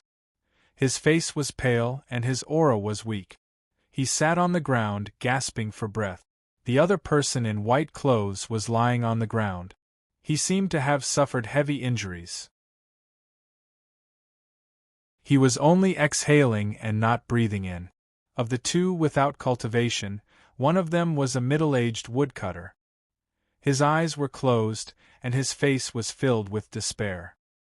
His chest was dripping with blood, and he seemed to have suffered heavy injuries. The other was a young boy. He looked to be 7 or 8 years old. His eyes were filled with fear as he curled up in the arms of the middle-aged woodcutter, shivering. Go. Go. Hurry up. If you walk over, we will let you go. Jie. When the jeers rang out, Muyu realized that other than the 4 of them, there was another human on the small wooden bridge below. This bridge could only allow one to stand on 1 foot. Below was terrifying lava. One misstep and they would be consigned to eternal damnation. This was a man with a face full of curly hair. He was shivering in fear as he stood on the arched bridge. His entire body was trembling. He was practically lying on the bridge, but his hands didn't dare to touch the bridge. The bridge was boiling hot, and his shoes were already burnt. Huayumeng, who was below, was getting more and more rowdy. He was getting more and more nervous. Suddenly, flames burst out from the bottom of his shoes, scaring him. He screamed as his body tilted, and he fell down. Below the arched bridge was boiling lava. It was swallowing and spitting out tongues of fire. In the blink of an eye, he was drowned. His screams came to an abrupt end the moment he was licked by the tongues of fire. Only a few bubbles were left in the lava. A burst of smoke rose from the splashing lava and quickly dissipated. Muyu closed his eyes. The boiling lava seemed to have ignited the anger in his heart. He couldn't save that mortal in time. He could only watch as he was buried in the sea of fire and became a tool for the fire Yuman's amusement. Even if he wanted to save him, there were so many Yumeng here. He couldn't possibly succeed. Why are these little burning men so annoying? Xiao Shui poked his head out. Muyu clenched his fist. The fire Yuman's amusement made him feel nauseous. He had never seen such cruel methods before. It was no wonder that the humans hated the fire Yuman so much. They were truly deranged. Who else wants to watch the barbecue of the humans? There are only 4 humans left. A Huayumeng shouted from the side of the flaming cage. The other Huayumeng below started to jeer. All kinds of low cries rose and fell in an endless stream. They liked to watch the humans walk across the boiling bridge. They liked the expressions of despair on the humans' faces. They liked the pleasure of watching the humans being swallowed by the lava even more. To them, torturing the humans was their daily entertainment. It was as if they wanted to vent all their resentment of being trapped in the Moyen mountain range on these mortals. So far, none of the captured humans had walked across the wooden bridge. Then, which one of you 4 wants to go first? Walk across the bridge, and we'll let you go. A Huoyumeng flew up and laughed at the remaining 4. He then waved his hand, and the flames that were guarding these mortals returned to him.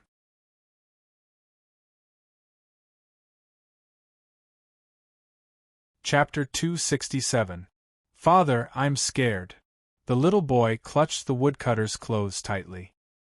His watery eyes were filled with fear, and he did not dare to look at Huoyumeng. Every child had heard of the Yumeng's legend. Their evil had long been deeply rooted in the little boy's heart. Now that he saw the fire Yuman with his own eyes, the fear in his heart had reached its peak. Little Mo, don't be afraid. Father is here. The woodcutter protected the little boy behind him. He looked at Huoyumeng fearfully, then looked at the unconscious white-robed cultivator on the ground with concern. Then, he glanced at the yellow-robed immortal master beside him, who had a gloomy expression on his face. Only immortal masters with extraordinary means could defeat Yuman. However, the 2 immortal masters beside them were no match for the fire Yuman. One of them had even been knocked unconscious. Of the 4 of you, who wants to go first? Kiki, you just have to walk across the single-plank bridge. Once you cross it, I'll let you go. The Huoyumeng Devil Clan member said darkly again, as if he was sizing up a few toys. Even through his dry and cracked face, one could tell that his expression was very playful. He was thinking about which toy to let go up first. You 2 mortals go first. Mortals' lives are not worth anything. The yellow-robed immortal master beside him pushed the woodcutter. He was a cultivator from the Jindan period, but he did not have any ability to retaliate in front of Huoyumeng. He knew that with Huoyumeng's means, it was basically impossible to escape. However, he still had a trace of hope and did not want to die so quickly. Immortal master, this! The woodcutter shrank back and sighed in his heart. The yellow-robed man was a high and mighty immortal master, while he was just a weak mortal.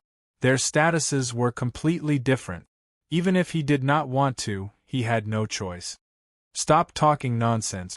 If you mortals die, you die. If you don't die, you'll become a burden to us. The yellow-robed immortal master said fiercely. Like most cultivators, mortals' lives were not worth anything in their eyes. The woodcutter sighed and shook his head slightly. Everyone said that immortal masters were fighting against the Yuman to protect the human race. However, the master immortal in front of him was using them as a shield in order to survive. This made him feel very helpless. The middle-aged woodcutter lowered his head and said lovingly to the little boy, "Little Mo, wait here. Dad will be back soon." "Father, where are you going?" "I'll go too. I don't want to leave Dad." The little boy grabbed the middle-aged woodcutter's clothes and said anxiously, "Little Mo, don't be afraid. Master Immortal will protect you." The middle-aged woodcutter glanced at the yellow-robed immortal master. This was the only way he could console him. Ever since he was young, he had told his son that if he met Yuman, he would be safe as long as Master Celestial was around.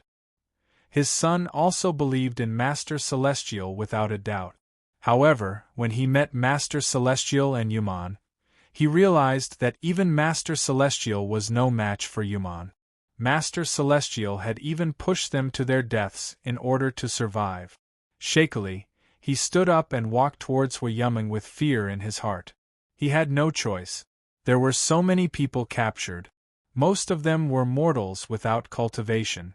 Only 2 of them were Master Celestials. However, these usually dignified Master Celestials were no match for Yuman. One of them was even injured and unconscious.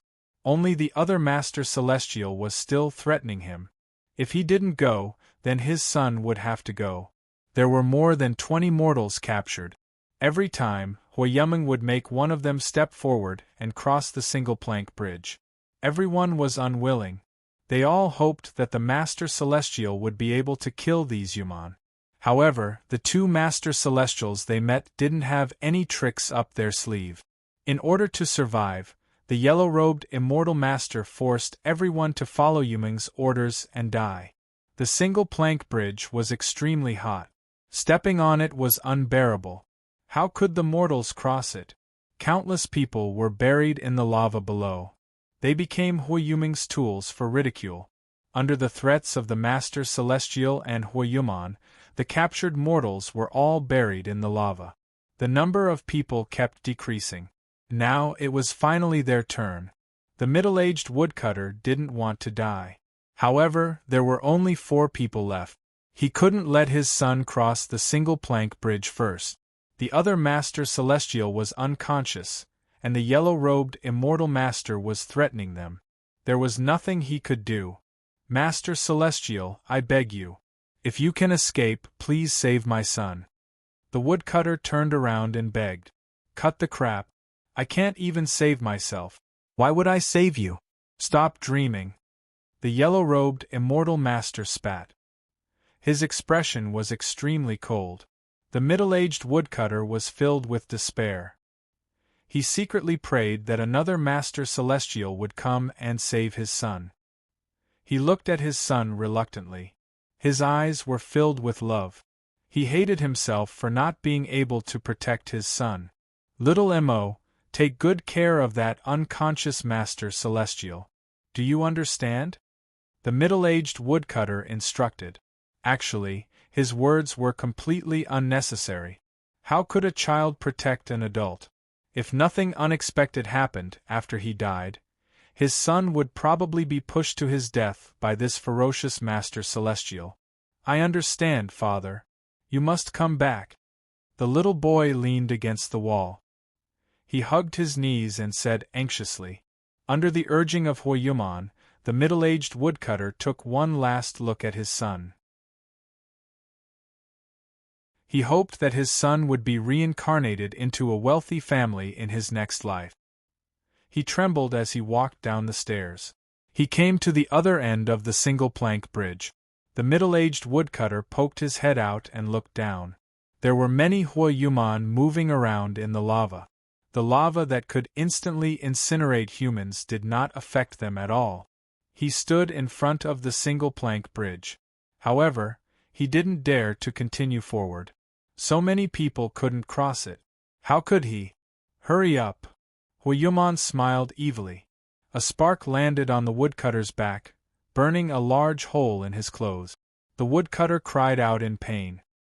He had no choice but to tremble as he walked forward. He gathered firewood for a living. He wore straw sandals. When the straw sandals came into contact with the scorching single-plank bridge, they instantly emitted a burnt smell.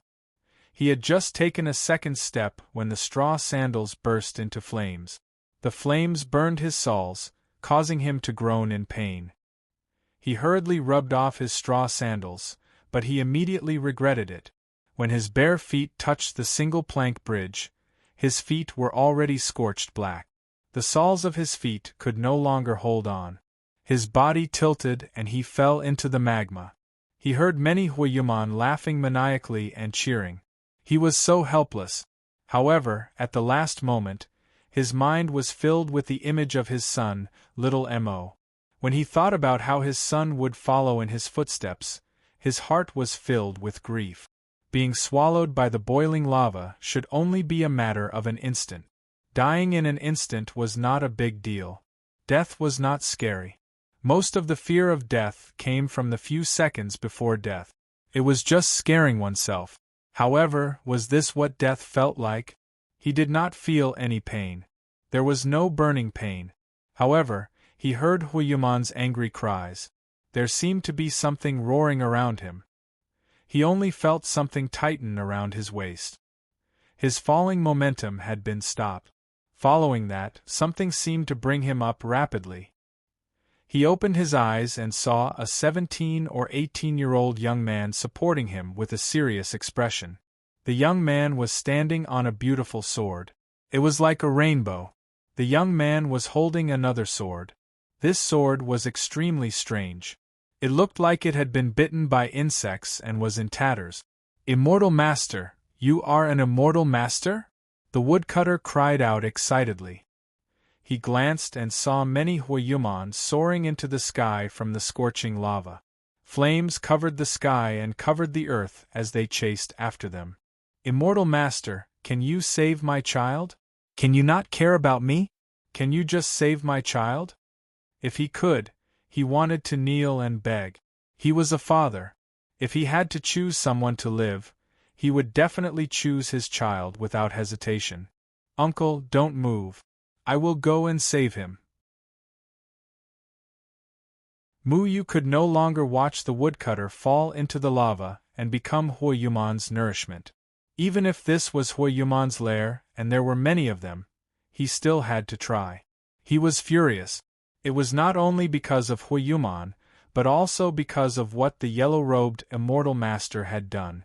In front of Huayuman, that fellow had actually threatened other mortals to die first. The shadow clone's sword shone with boundless green light and viciously slashed at a few Huayuman. The first few Huayuman that had caught up were struck down and knocked down the other Huayuman that had flown up below. He used the momentum to rush toward the little boy. A branch appeared from Mu Ling's body and instantly wrapped around the little boy and pulled him over. The woodcutter hurriedly hugged the little boy tightly. Little Mo, it's fine. It's fine. The immortal master has come to save us.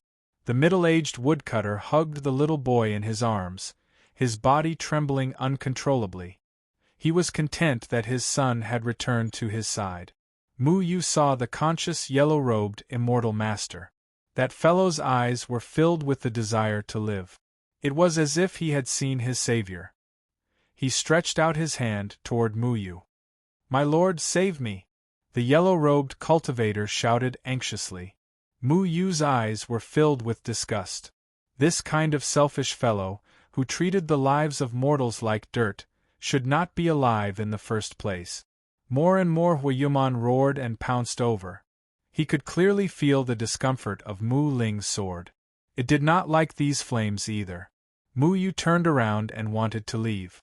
However, the woodcutter said hesitantly, Immortal Master, can you save that unconscious immortal master?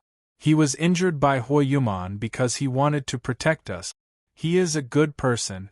No wonder that unconscious cultivator was so badly injured. It turned out that he was protecting these mortals. Muyu did not want to save these two fellows with cultivation. He was very close to the exit. If he only brought the father and son out, there was an 80% to 90% chance that they would be able to escape. Those Huayuman were still flying upwards. They would not be able to catch up with Muyu. However, the woodcutter's words made him grit his teeth and rush toward the opposite side again. He knew that with this delay, there would be some obstacles if he wanted to escape. However, he had his own principles. He could ignore the selfish yellow-robed cultivator, but if the other unconscious cultivator was really as the woodcutter said, then that person was worth saving. My lord, save me. The yellow-robed immortal master saw Muyu rush over again and immediately shouted in joy. Muyu once again swept up the unconscious cultivator.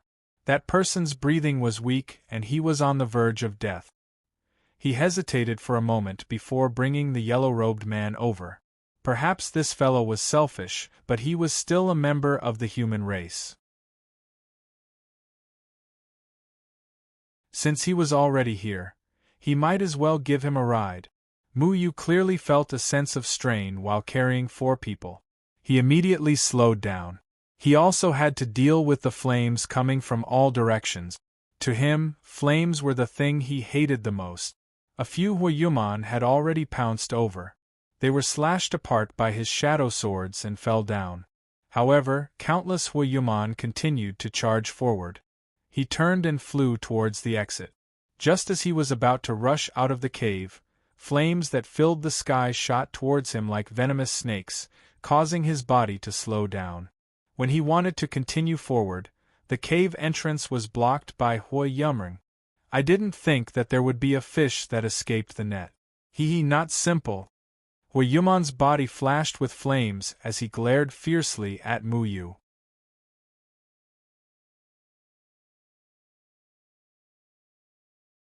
Chapter 268. A human actually found his way here. He's courting death. A Huayumring roared furiously. The moment Mu Yu attacked, many Huiyumeng roared furiously and charged forward, wanting to capture Mu Yu. This was the territory of the Huiyumeng. A human actually dared to come here to save them. He was truly courting death. At this moment, more and more Huiyumeng had arrived and surrounded Mu Yu and the others. Mu Yu could not escape even if he had wings. Mu Yu's expression was very grim. The destruction that the Huiyumeng had caused in Mist Breath City had left a deep impression on him. The memory was still fresh in his mind. The sea of flames surged into the sky and raged wildly. It was enough to turn a human city into a pile of rubble. Back then, there had only been a few Huiyumeng in Misty Breath City, and that was already enough to overwhelm many cultivators. Now that this was Huiyumeng's lair, countless Huiyumeng would probably devour Mu Yu in an instant. Attack! A guy who was taller than the other Huiyumeng waved his hand. He seemed to be the leader of these Huiyumeng. All the Huiyumeng received the order and burst into flames. The scorching flames seemed to be able to melt everything in the world as they swept over. Torrential heatwaves engulfed everyone around Mu Yu, causing them to feel uneasy. Stand firm, don't fall. Mu Yu had brought 4 people with him. One of them was still unconscious, so his hands and feet were tied. He could not fight these Huiyumeng at all. His shadow sword chi swept out violently, blowing away the fireballs of all sizes. However, more and more flames came one after another. At the same time, an earth-shattering roar suddenly came from the scorching lava below. It was as if a monarch from the depths of hell had come into being. The terrifying voice exploded in everyone's hearts. "Father, I'm scared." The little boy hugged the woodcutter's thigh tightly.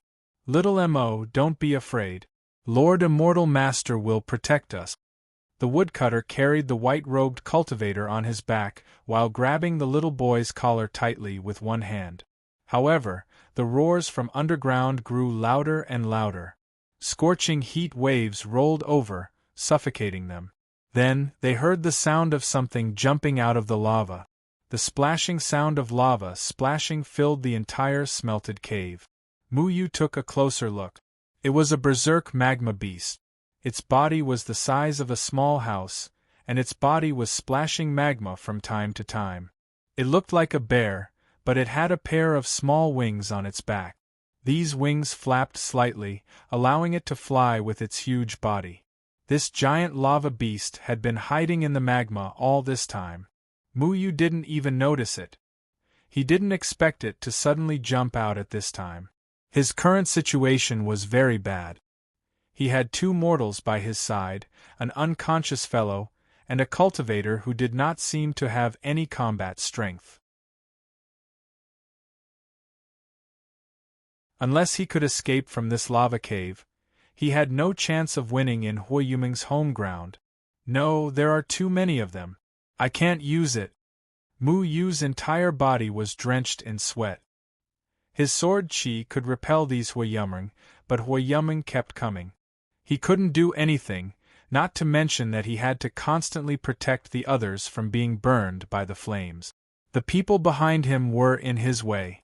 From time to time, he would use his spiritual energy to form a barrier to protect them. He was afraid that Huiyumeng's flames would swallow the woodcutter and his child. The woodcutter saw that Mu Yu was becoming more and more strained. He hesitated for a moment and touched the little boy's head. Then, a determined expression appeared on his face. He said, "Immortal Master, if there's really no other way, let me jump down. I don't want to be a burden to you. I only ask that you protect my child. Let my child live. Is that okay?" "No, I don't want to leave Dad." The little boy hugged the woodcutter tightly again. He sounded like he was about to cry. The woodcutter's eyes were red. He also couldn't bear to part with his child. However, now that they were surrounded by Huiyumeng, the rest of them had become a burden to Mu Yu. If they didn't make a sacrifice, none of them would be able to survive. He understood that among the 4 burdens, 2 were lofty immortal masters, while the other 2 were ordinary mortals. The lives of immortal masters were much more valuable than mortals. If he had to make a sacrifice, it would definitely be him. That's right. That unconscious fellow is also a burden. Let's just throw them all down. Without the two of them, we'll definitely be able to get out, said the sharp-skinned man. He didn't even blink when he heard the woodcutter's decision. At a moment of life and death, he still wanted others to die for him. He was truly an ugly person. Damn it, why don't you scram down? Little Shuai scolded from Mu Yu's shoulder. This yellow-robed young man had been forcing the woodcutter to cross the single-plank bridge from the beginning. Now, he wanted to push the woodcutter and the unconscious white-robed cultivator to their death. It was really unreasonable. Even a foodie like him couldn't stand the actions of this yellow-robed young man. Saving such a selfish person was a mistake. The yellow-robed man's face turned ashen after being scolded, but his tone was very arrogant. He quickly said, "Sir, you may not know this, but I'm a disciple of Stargate. My name is Tian Baoshao. If you can save my life, I'll definitely repay you generously in the future." Tian Baoshao was indeed from Stargate. Although his cultivation was only during the Jindan period, he was still a disciple of one of the most powerful 8 gates on the continent. He was about the same age as Mu Yu. Although he couldn't be compared to these outstanding genius disciples, his talent was still above average. He didn't expect to be kidnapped by Hui Yumeng when he came out to train. "What? You're saying that you're a disciple of Stargate?" Mu Yu exclaimed. His expression was one of shock. When Tian Baoshao saw Mu Yu's reaction, he thought that Mu Yu was shocked by his identity. Instantly, an incomparable sense of superiority appeared on his face. The disciples of the 8 gates were all extremely talented. They were very famous on the 3 continents, and even the other sects had to show them some respect.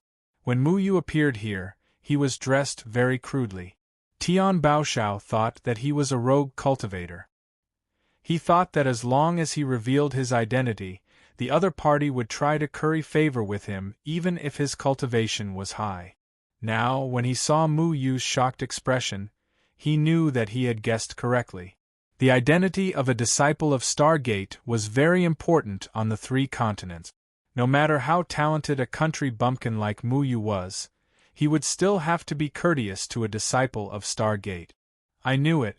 You must be some poor trash from somewhere. Why don't you be more courteous when you see me?" Tian Baoshao was secretly pleased with himself. "Wait, are you sure you're a disciple of Stargate?" Mu Yu raised her eyebrows and asked again. She was afraid that she had misheard and did something wrong. That wouldn't be good. In his eyes, Mu Yu's reaction was a matter of course. Looking at Mu Yu's expression, Tian Baoshao was already on cloud 9. As a disciple of Stargate, having a high cultivation level was secondary. What was most important was the identity of the disciple. After revealing his identity as a disciple of Stargate, he was actually able to suppress a nascent soul cultivator. This was really satisfying.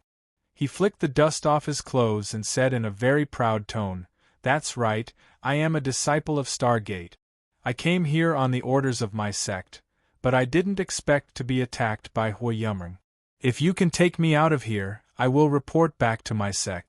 You will be a guest of Stargate in the future, and I can satisfy whatever you want."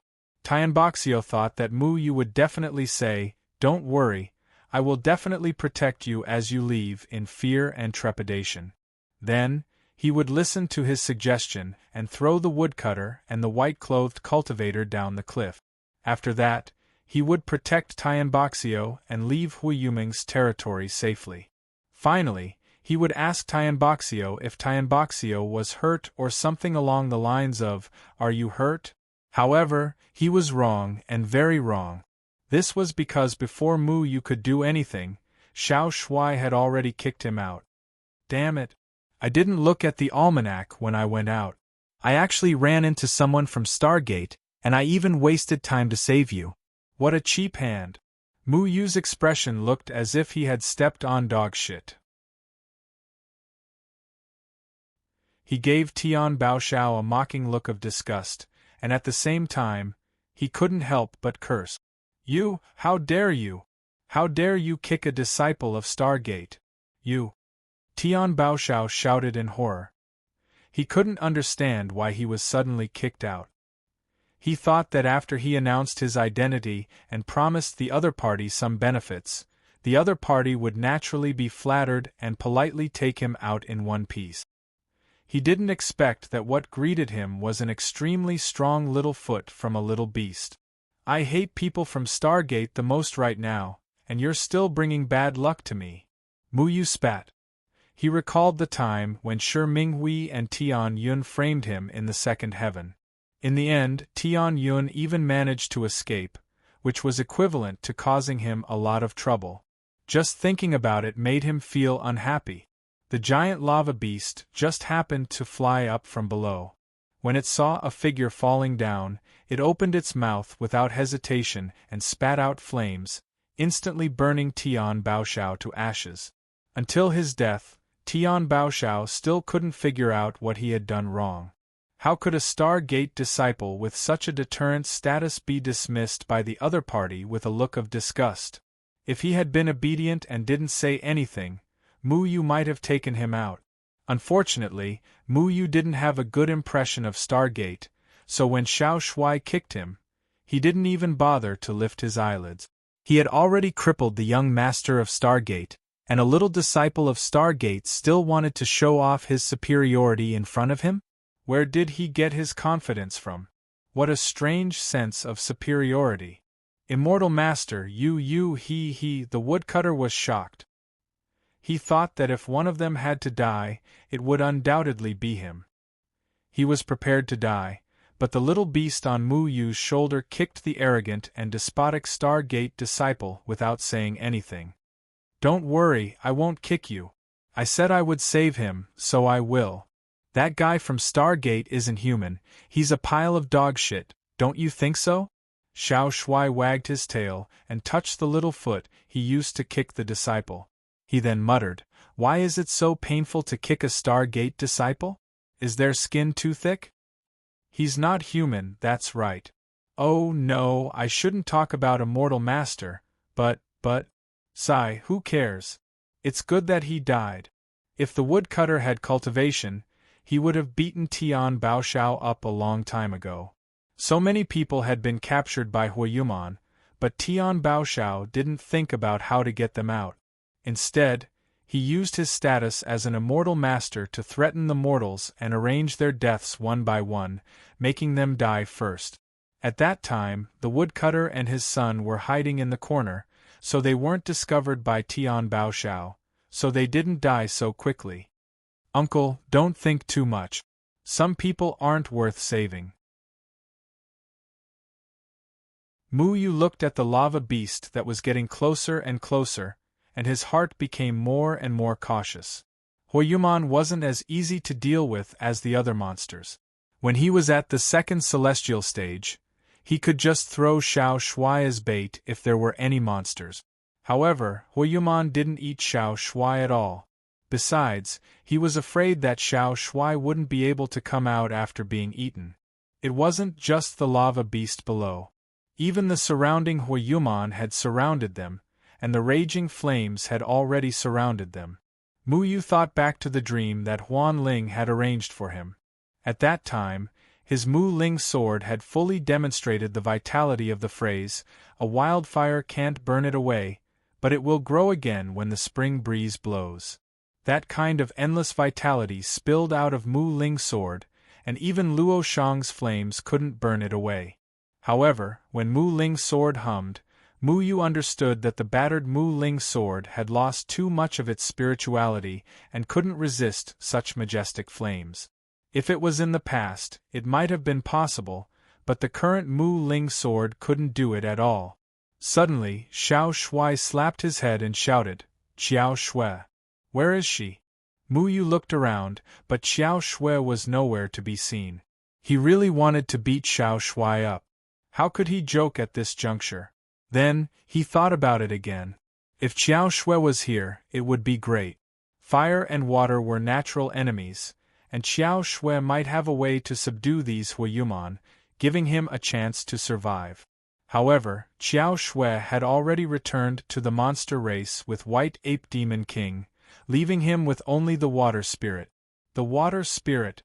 Mu Yu's mind quivered, and he realized that Xiao Shui had given him the water spirit.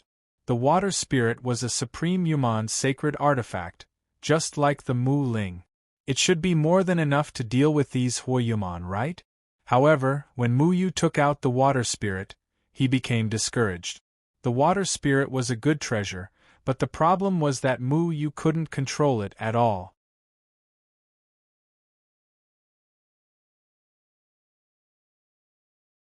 Chapter 269. When Xiao Shui had given the water spirit to Mu Yu, she had forgotten one thing. Mu Yu had no way of controlling the water spirit. The Yao clan's teleportation formation was not suitable for transporting humans, but Xiao Shui's water spirit had protected her, so she had thought that the water spirit would be able to protect Mu Yu. However, the water spirit was Water Yuman's sacred artifact, so how could it be directly controlled by Mu Yu? When the water spirit was in Mu Yu's hands, it had always been a lifeless ribbon without any special characteristics. Little Shui had even called it a worthless hemp rope. However, when Mu Yu took it out, the water spirit drooped down and just happened to touch the Mu Ling sword in his hand. Like a greeting between two old friends, the water spirit suddenly blossomed with a brilliant blue light, as resplendent as a crystal. It shone brightly with the green light of the Mu Ling sword. The water spirit began to dance, one end firmly tied to the Mu Ling sword's hilt, and it began to circle the Mu Ling sword in the air. Gradually, the water spirit wrapped itself around the Mu Ling sword, enveloping it completely. The originally battered Mu Ling sword seemed to be draped with a layer of nimble blue gauze, its blade as light as flowing water. Then, a strange feeling was transmitted from the Mu Ling to Mu Yu's heart. He was slightly startled, and his right hand involuntarily grasped the green and blue radiant Mu Ling sword. He already knew what he could do. I've heard the old man say that the Water Yuman and Mu Yuman can be combined to unleash an incomparably powerful ability that can perfectly suppress Huayuman. This ability is called the Water Wood's Death. Little Shui said. The old man he was referring to was Feng Haochen. So that's how it is. Mu Yu suddenly understood. Little Shui had never thought of this before, and only remembered this ability after meeting Huayuman today. Then let's see if these two sacred items can punish these Huayumring. Mu Yu looked at the countless Huayumring in front of him and instantly slashed out with his Mu Ling sword. It was so natural that it was as if he had done it before. There was no sense of awkwardness. Layers of clear waves appeared along with the sword chi. The nimble waves surged around him merrily, isolating him from all the heat. A cool and refreshing feeling spread throughout his body, calming him down quite a bit. As the waves splashed everywhere, tender shoots emerged from the water droplets. In the blink of an eye, the tender shoots grew into towering trees. The lush branches and leaves transformed into specks of green light. Surrounded by water droplets, countless green specks of light descended towards Huayumring and touched his body.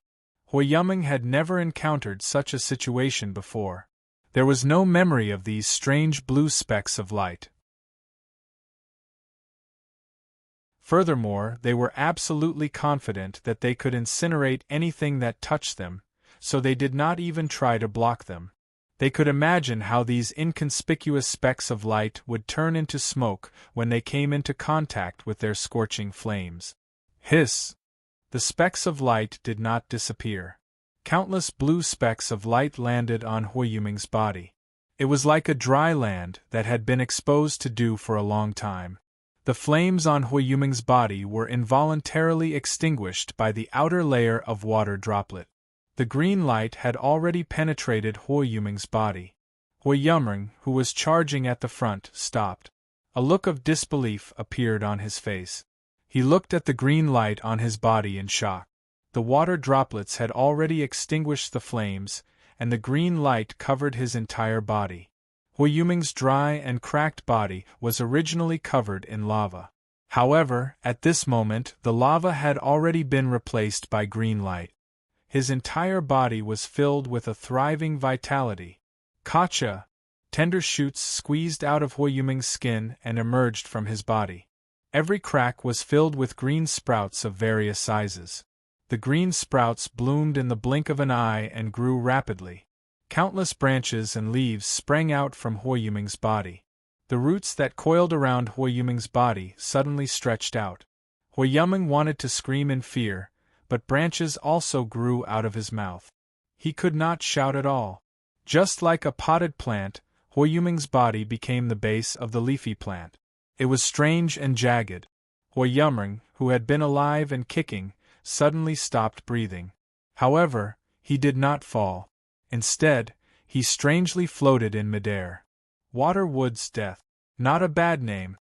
Mu Yu waved his hand again.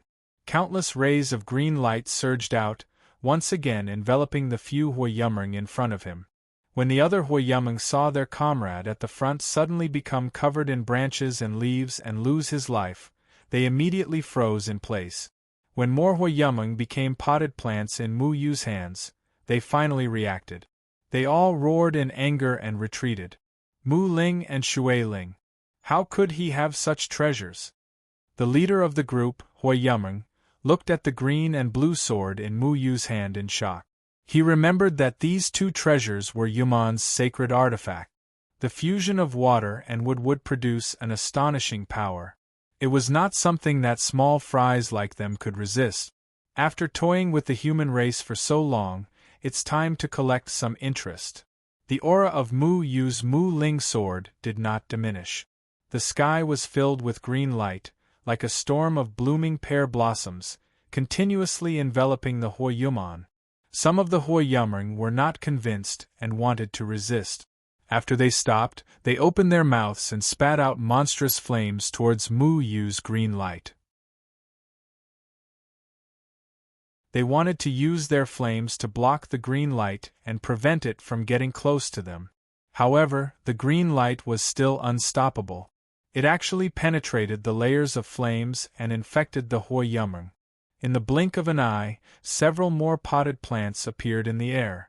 The giant lava beast roared and spat out flames again.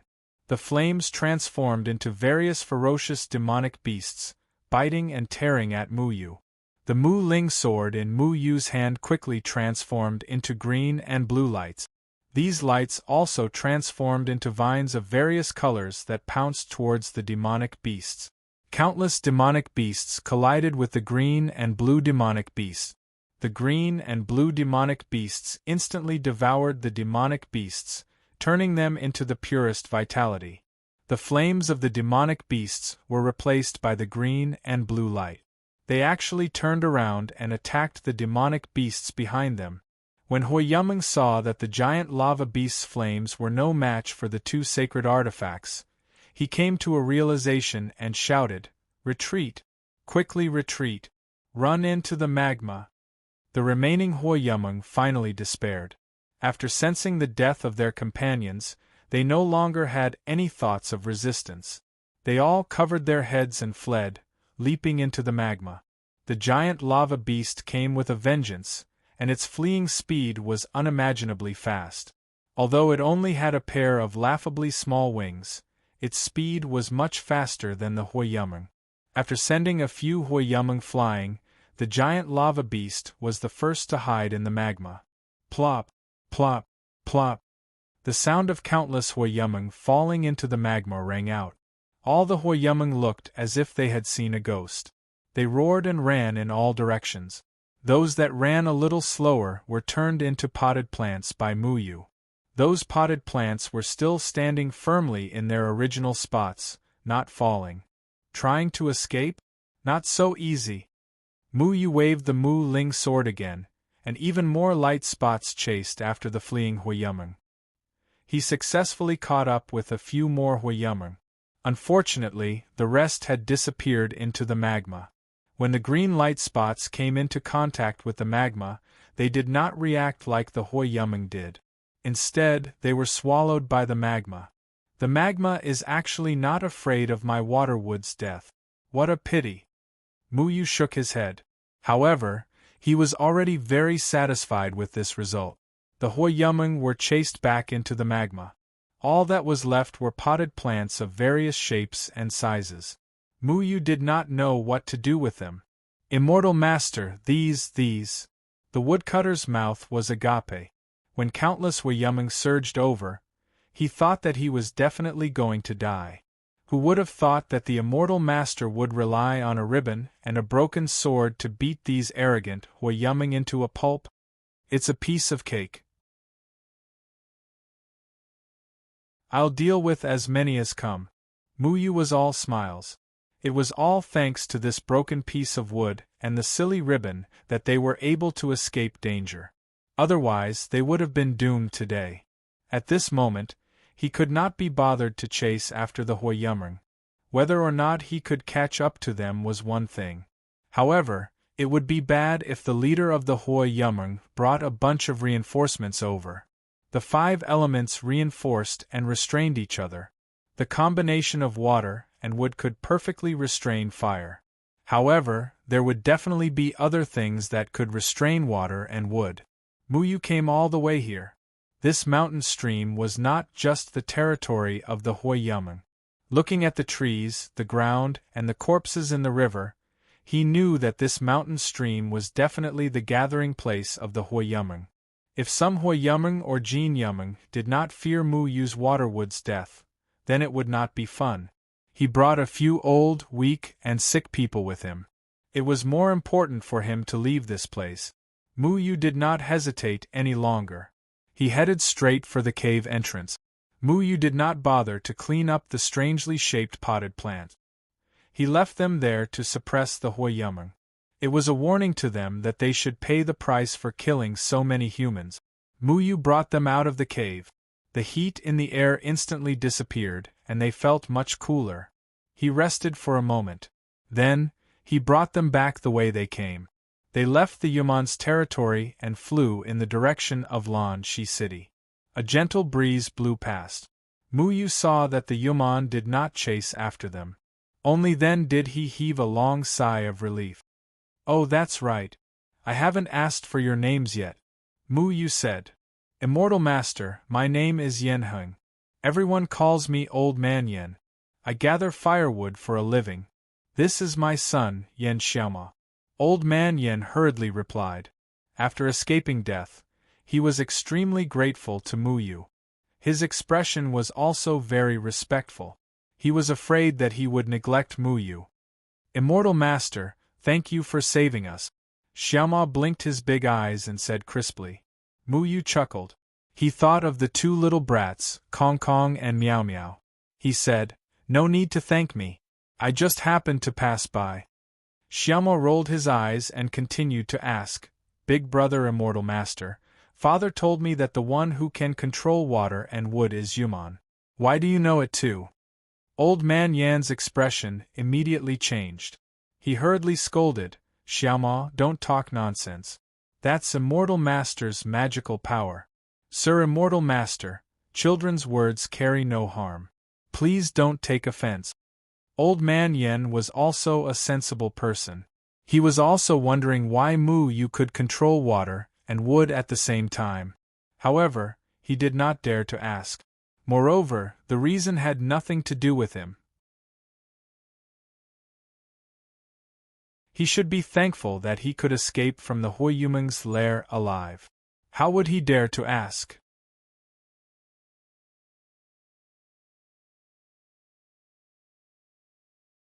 Chapter 270. Aya. What's wrong with that? Anyone who is handsome can control it. For example, me.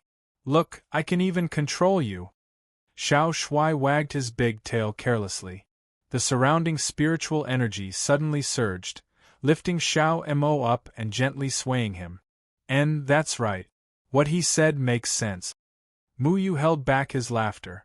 Looking at Mu Ling and Shui Ling in his hands, he thought for a moment and said, "Actually, it's very simple. I don't know how to control wood or water, but I snatched these 2 treasures from Shui Yumeng and Shui Yumeng. Together, they are Huiyuming's nemesis, so this is all thanks to them. Old Man Yen and Xiaomao were suddenly enlightened. They also saw the magic of the water spirit and the wood spirit just now. In addition, they were mortals, so they didn't know as much about the Yumeng Devil clan as the cultivators, so they didn't doubt it. Xiao Emo said with admiration, "Ah, Brother Immortal, you are so powerful! You actually snatched the treasures from Yumeng's hands. These two treasures will definitely be of great use in Brother Immortal's hands. You will be able to get rid of many Yumeng." Mu Yu nodded. It was already good enough that he was able to fool them. He had to be careful in front of the human race and not expose his abilities. He looked at the white-clothed immortal master on Old Man Yan's back and asked, "How did you get caught by Hui Yumeng? Where did this guy come from?" Old Man Yen sighed and said, "We were originally villagers of 8 Grass Village, near Lanshi City. I was a woodcutter and made a living by chopping firewood. Our days were very peaceful until half a month ago. The ancestral hall that our village had been worshipping for generations suddenly had some changes. A large amount of unknown things sprayed out from the ground of the ancestral hall. We were very scared at first, so we asked the immortal masters of Lanshi City to come and check it out. At this moment, they were still halfway to Lanshi City. Mu Yu also used up a lot of energy just now, so he found a place to rest. Old Man Yen put the white-clothed man on the ground and helped him get into a relatively comfortable position. Old Man Yen continued, "After asking the immortal masters of Lanshi City to come, we realized how bad of a decision it was. Those immortal masters attached great importance to it and quickly sent more people to isolate our ancestral hall, preventing others from entering. At first, we thought that something unclean had tainted our ancestral hall, but later, more and more immortal masters came to our village. No one knew what their purpose was. We only knew that there were more and more immortal masters, and they lived in each of our houses. Soon, there was no room for them. Cultivators living in small villages was not a good thing for mortals. Because cultivators looked down on mortals, and mortals were in awe of cultivators, it was difficult for them to get along well. Moreover, once the cultivators were mixed together, it was very easy for conflicts to arise. And then? Mu Yu asked. He himself was born in Flowing Water Village and stood aloof from worldly affairs. What he hated most was cultivators disturbing the lives of ordinary people. That's not the main point. The main point is that when those immortal masters were talking to each other, they seemed to be fighting over something. A fight between immortal masters was not something we mortals could meddle in. Many villagers were even innocently affected and were killed before they could escape. We were scared to death. Knowing that we couldn't stay in the village anymore, we began to pack up and leave the village. Those immortal masters didn't care about us. It seemed that the treasure in the ancestral hall was extremely precious. Old Man Yen sighed. A treasure that appeared out of nowhere made them, defenseless mortals, have no choice but to leave their hometown. This was a very sad thing. If they weren't afraid of losing their lives, who would be willing to leave their hometown? What kind of thing could make so many immortal masters covet it? Mu Yu frowned. What kind of thing could appear in the ancestral hall of a small village? Could it be some almighty human's magic weapon, flying sword, or something like that? Old Man Yen shook his head. He also didn't know. Then he continued, "Just 2 days ago, I was taking Xiaomao to seek refuge with my relatives in Lanshi City. When we were passing through that dense fog, suddenly a lot of Hui Yumeng jumped out. We were scared to death. In the past year, the rumor of Yuman's escape caused everyone to panic. Many villages said that people had gone missing. I didn't expect that we would also encounter a Yuman. At that time, this immortal master happened to pass by and wanted to save us. Unfortunately, he was also caught by Hui Yumeng and was severely injured. No wonder Old Man Yen still wanted to save this white-clothed cultivator at the critical moment. It turned out that this white-clothed cultivator wanted to save Old Man Yen and the others. Old Man Yen was a very honest person. He didn't know any great principles. He only knew that a drop of water should be repaid with a gushing spring. This white-cloved cultivator and Stargate's Tian Baoshao were completely different people. Most immortal masters were actually kind-hearted. It was just that occasionally, there would be a group of arrogant and conceited rats. When we were caught by Huayuman and brought to the lava cave, we found out that it wasn't just the few of us who were caught. There were many others, including that Stargate's immortal master. Fortunately, you came in time and we were able to escape. Old Man Yen said gratefully. Mu Yu wasn't surprised that Yumeng appeared in this area. This was because the transfer array after leaving the Moyen mountain range was here. During this year, besides attacking Lanxi City, Yaman also attacked many other cities. However, he didn't start a large-scale war against the human race. Presumably, after being trapped in the Moyen mountain range for so many years, they also needed time to recover. Mu Yu originally wanted to ask more about the treasures in the Babao village's ancestral hall. Unfortunately, Old Man Yen couldn't explain it clearly. Mu Yu didn't ask anymore. He saw that this white-cloved cultivator was severely injured. Therefore, he used his life force to heal him. Perhaps this person knew something. The white-cloved cultivator looked to be in his 30s. His cultivation was only in the Jindan period. It wasn't very high. To be able to save someone with a Jindan period cultivation meant that he was indeed brave. However, Mo Wuji didn't know which sect he came from. With Mu Yu's help, the white-cloved cultivator quickly woke up. He opened his eyes and struggled to sit up. Immortal Master, be careful. Old Man Yen hurriedly helped the white-cloved cultivator up. The white-cloved cultivator glanced at Old Man Yen and looked around. When he realized that they were already out of Yuman's territory, he was relieved. His gaze fell on Mu Yu. When he felt the faint pressure from Mu Yu's body, he immediately understood that this was a nascent soul stage cultivator. That's great. It's great that you're fine. It's all thanks to this immortal master for bringing us out of Yuman's territory. Old Man Yen explained happily. I'm Shi Liang, a rogue cultivator. Thank you for saving us. Shi Liang said gratefully. Seeing that Mu Yu was so much younger than him, but his cultivation had already stepped into the nascent soul stage, he wondered if this young man was an outstanding disciple from some big sect. It's okay. You're a good person for saving Old Man Yen and the others. I just happened to meet them and brought you out. Mu Yu said. Fortunately, you're a sensible person. Otherwise, I would have kicked you.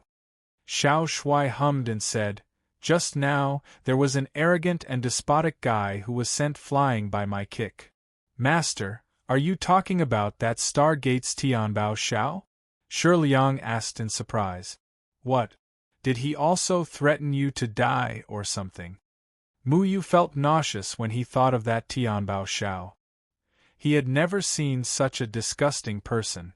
Shi Liang shook his head. No, Tianbao Shao is a person from Stargate. At this moment, people from Stargate are all gathered at Babao village, not far from here to fight for the treasure. Master, are you also here for this treasure? I'm not, but what exactly is the treasure in Babao village? Mu Yu asked. Shi Liang seemed to have thought of something. His face revealed endless envy and said, there isn't any treasure in Babao village. It's said that a spiritual chi appeared under their ancestral hall. Master should know how precious a spiritual chi is. It's the source of spiritual energy. If you can cultivate near a spiritual chi, your cultivation speed can almost be 10 miles per step. When the spiritual chi's matter came out, many people began to covet it and wanted to take it for themselves. Spiritual chi. Mu Yu was very surprised. He was already very familiar with the spiritual chi. There was probably no one more familiar with the spiritual chi than him. If it wasn't for the spiritual chi, he would still be trapped in the second heaven. No matter if it was the Pill Cauldron sect or the Demon Clan's teleportation array, they all relied on the spiritual Chi as a channel. He didn't expect that a spiritual Chi would appear in such an inconspicuous ancestral hall in Babeo village. No wonder so many cultivators were crazy about it. If he could seize a place to cultivate in Babeo village, his cultivation speed would definitely be faster. Now that a spiritual Chi had appeared in Babeo village, it was likely that all the major sects in the cultivation world would come to fight for this treasured land. Even Yuman would most likely come to interfere. After all, when Yuman was in the Moyen mountain range, there wasn't much spiritual energy for them to recuperate. In the cultivation world, except for a few extremely senior cultivators, very few people knew that the so-called spiritual Chi wasn't the source of spiritual energy. It was a hole in the barrier between the heavens and earth due to the difference in spiritual energy density between the second heaven and third heaven. This was the true appearance of the spiritual Chi. Muyu didn't have any thoughts about the spiritual Chi. The spiritual Chi in Luochen Mountain had already given them extremely good cultivation conditions. He simply didn't care about this spiritual Chi. Moreover, it was a place where so many people were rushing like ducks. Even if Muyu went there, it would be useless. The most important thing now was to find his master and help him recover his cultivation. After he sent Old Man Yen and the others to Lanxi City, he planned to leave. He planned to first go to the 50-mile garden in the south to find Xingyan and the others. Back then, Luo Shang had asked Muyu to go to the 50-mile garden in the south to find him. I still don't know Sir's name? Shi Liang asked from behind. Muyu. Muyu slowly left these two words and then disappeared into the horizon. Muyu, Muyu, Muyu? Shi Liang sucked in a breath of cold air. In the past year, following the birth of the Demon King, Muyu's name had spread throughout the entire Third Heaven continent. As a traitor of the human race, he let the White Ape Demon King escape and even killed several young heroes from the Gate of Hell. It could be said that he had become the target of public criticism. Could he be that Muyu? Shi Liang was really confused. In order to help the White Ape Demon King escape, Muyu was forced to stay in the second heaven. If he was that Muyu, then how did he escape from the second heaven? Maybe they have the same name? Shi Liang couldn't help but think. After all, it was rumored that Muyu was a traitor of the human race. He was wicked beyond redemption. How could he come to save them?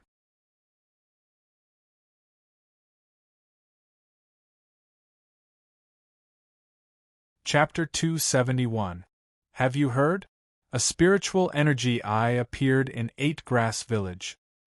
Oh my God, it's a spiritual energy Such a precious thing, let's go and join in the fun. Forget about us. That place has long been overcrowded.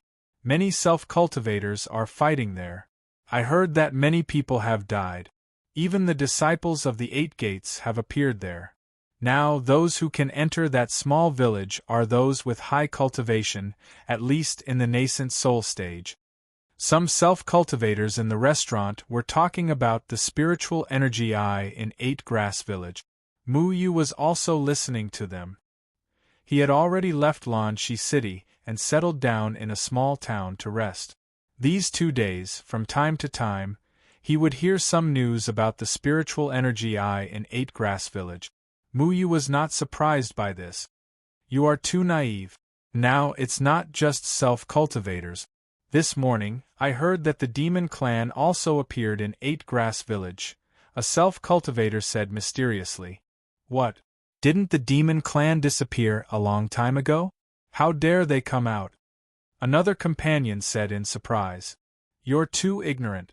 The Demon Clansmen have been showing up in the cities of the Human Clan for the past few months.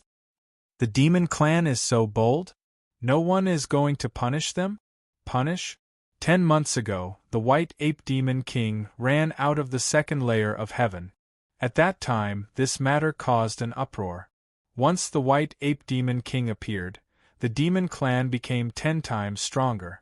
The White Ape Demon King deliberately appeared with the demon clan. Who dares to punish a demon king? Even the 8 gates don't dare? Forget it. For the 8 gates, as long as it doesn't affect their own interests, they are too lazy to care about the White Ape Demon King. I heard that the White Ape Demon King was released by a disciple of the Pill Cauldron sect called Muyu. If the White Ape Demon King wants to compete with the humans for the 3-layered continent, then Muyu will be condemned for eternity. It doesn't matter. Anyway, I heard that he is trapped in the 2nd layer of heaven and can't come out. When little Shuai heard these strange remarks, he wanted to stand up and proudly say, "I, Huhan-san, came back long ago," but Muyu covered his mouth tightly. "Don't talk too much." Muyu silently ate his meal with a helpless expression. Over the past few days, he could hear such discussions everywhere he went. At this moment, it was no surprise that he had become the target of everyone's curses in the cultivation world. What made him angry, and even a little ridiculous, was that he heard that the disciples of the Gate of Hell and the Gate of Life and Death were praised by the cultivation world. It was said that they had paid a terrible price to prevent the White Ape Demon King from being born. Even Gui Xuanyue's death was praised as a great death. Muyu almost spat out a mouthful of blood when he heard this. In order to capture the White Ape Demon King, Gui Xianyue had used the 9 formations of possession. The price of the 9 formations of possession was the souls of hundreds and thousands of people. It should have been a matter that would incur the wrath of the heavens and the resentment of the people. However, the self-cultivators did not see the truth. Instead, they were praising the devil. I saw a human among the 8 grass villages Yao clan. It's a girl. I really don't know how she was bewitched by the Yao clan. Even Muyu was bewitched by the demons, let alone a little girl. When Muyu heard this, he could no longer remain calm. A human girl from the Yao clan? Wasn't that Xiao Shui? He had allowed the White Ape Demon King to escape from the 2nd layer of heaven because of Xiao Shui. He didn't want Xiao Shui to be controlled by the power of the Yuman in his body. When they were in the 2nd layer of heaven, the disciples of the Gate of Hell, the Gate of Life and Death, and the other sects had surrounded them. Xiao Shui and the White Ape Demon King were almost captured. For Xiao Shui's safety, he had no choice but to let the White Ape Demon King take Xiao Shui away. Xiao Shui had the ability to control water. This was very important. Muyu still had the Water Yuman's treasure, the Water Spirit. A few days ago, the Water Spirit and Mu Ling had combined to produce an unexpected effect. They had beaten Hoi Yumeng to a pulp. It was really unexpected. However, the Water Spirit was not Muyu's. He should return the Water Spirit to Xiao Shui so that she could protect herself. Thinking of this, he had to make a trip to the 8 grass village. Muyu had never told Xiao Shui the reason why he helped her, mainly because he didn't have a chance. But now that he had met her, he should make it clear to her. It seems that I have to use the appearance-changing technique again. Muyu was now a wanted criminal in the cultivation world. He should have been locked up in the 2nd layer of heaven. In order not to cause any unnecessary trouble, he had to change his appearance a little. When Muyu stole something from the dead tree used the silhouette being organization to track him down. In order to avoid the organization, he deliberately learned the appearance-changing technique, but his technique was not very good. Muyu didn't like the appearance-changing technique very much. Although this technique of using spiritual energy to change one's appearance was very effective, it would make one's face very uncomfortable. The most important thing was that he always couldn't change his appearance into his ideal appearance. With little Shuai's help, he finally disguised himself as a rash young man. Originally, he wanted to protest, but little Shuai said that a rash young man would not attract attention. Thinking about it, little Shuai seemed to be right, so he agreed. Next time, I will disguise myself as a handsome man. Mu Yu was dissatisfied, and then narcissistically thought that his original appearance was already very beautiful, so he didn't need any plastic surgery. It's easy to sprain your ankle if you are too handsome. Do you know how helpless handsome children are? For example, a handsome species like me always has a lot of pressure. Pressure? What pressure? It was the first time that Mu Yu heard that being handsome was stressful. I'm handsome, so everyone likes me and wants to play with me. But no one knows that what I really like is delicious food. You won't be able to understand the loneliness of not being understood by others. Little Handsome stretched out his little paw to stroke the white hair on his forehead. He shook his head and sighed softly. Without saying a word, Mu Yu grabbed Xiao Shuai and directly stuffed it into his pocket. He still didn't understand how Xiao Shuai defined the word handsome. It was not handsome at all. It could barely be called cute. But when other people said that it was cute, it had a disgusted look on its face. Mu Yu didn't really understand Xiao Shuai's outlook on life. Did it like to eat handsome? Was it always narcissistic to be handsome? After dressing up, he found someone to ask for the direction of 8 Grass Village, and then rushed to 8 Grass Village. At this moment, there were many angry cultivators standing outside 8 Grass Village. They angrily criticized the demon clansmen in the village, but no one dared to go over. The White Ape Demon King's method was very straightforward. As soon as it arrived, it directly threw all the humans out of 8 Grass Village, and then swaggered in with its own demon clansmen. If any blind cultivator dared to go over, they would certainly be beaten up and thrown out. The fact that the White Ape Demon King hadn't killed anyone so far was already considered good-tempered. None of the cultivators present dared to really challenge the White Ape Demon King. In the beginning, the White Ape Demon King could even run out of the Pill Cauldron sect. Thinking about it, the Pill Cauldron sect was an ancient sect with a rich heritage and countless capable people, but unfortunately, they couldn't stop the White Ape Demon King. How could they count on these nascent soul-stage shrimp soldiers and crab generals? The demon clansmen have gone too far, we must not let them go. That's right, how can the demon clansmen taint our human village? Hurry up and come out, I want you to fight to the death. That's right. Come out if you have the ability, we will now let you see the true strength of our human clan. Many nascent soul-stage cultivators were clamoring. None of these people had the ability to stand in front of the crowd, and they only dared to talk back and flaunt their superiority for a moment. However, one thing was certain. Before the ownership of the 8 Grass Village's spiritual energy I was determined, it belonged to all the cultivators. These people were originally cultivating in the village, but in the end, the White Ape Demon King unceremoniously kicked them out. Really impatient. Hurry up and go find someone who can speak up.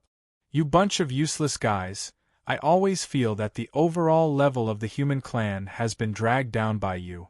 1,000 years ago, the human clan wasn't as weak as you are. If no one comes tomorrow, then this village will belong to me in the future.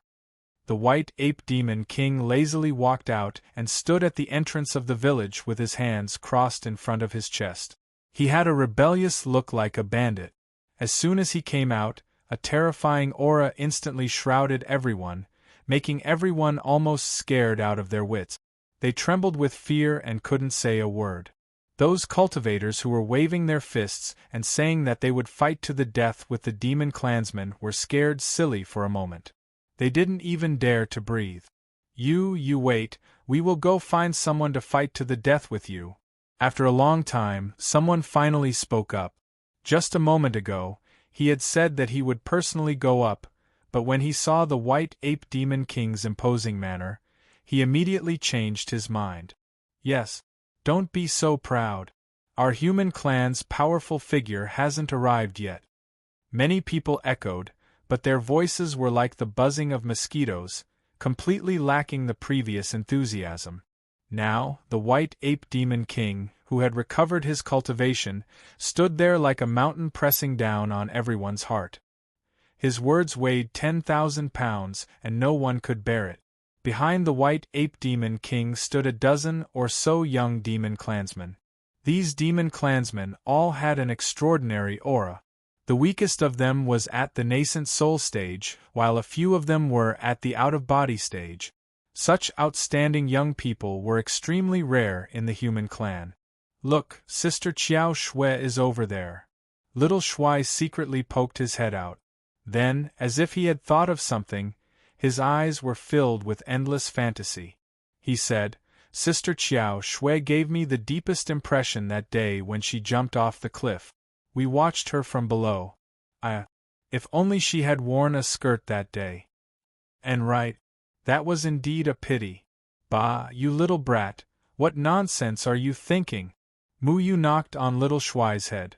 Then, he looked at the familiar figure in the distance, and straightened his collar very seriously. Qiao Shui was wearing a white robe today, which was particularly eye-catching among the demon clansmen. Her aura was as clear as ice and as pure as jade, without the wildness of the demon clansmen. She was like a lotus flower emerging from the mud, causing people to admire her. Yang Kai wanted to go over and talk to Qiao Shui, but he restrained himself. Now that the demon clan had appeared here, the other sects must have heard the news and rushed over to negotiate with the demon clan. Mu Yu's current identity was very sensitive. She had already been accused of being an accomplice of the demon clan by the self-cultivators. If she ran over at this time, she would really be accused of being an accomplice of the demon clan and would never be able to clear her name. Yang Kai intended to observe the situation first before finding an opportunity to talk to Qiao Shui alone and return Shui Ling to her. As soon as the white ape demon king returned, he led the demon clansmen out in public. In fact, anyone with a discerning eye would know that the reason the demon clansmen had appeared here was not simply to snatch the world energy core.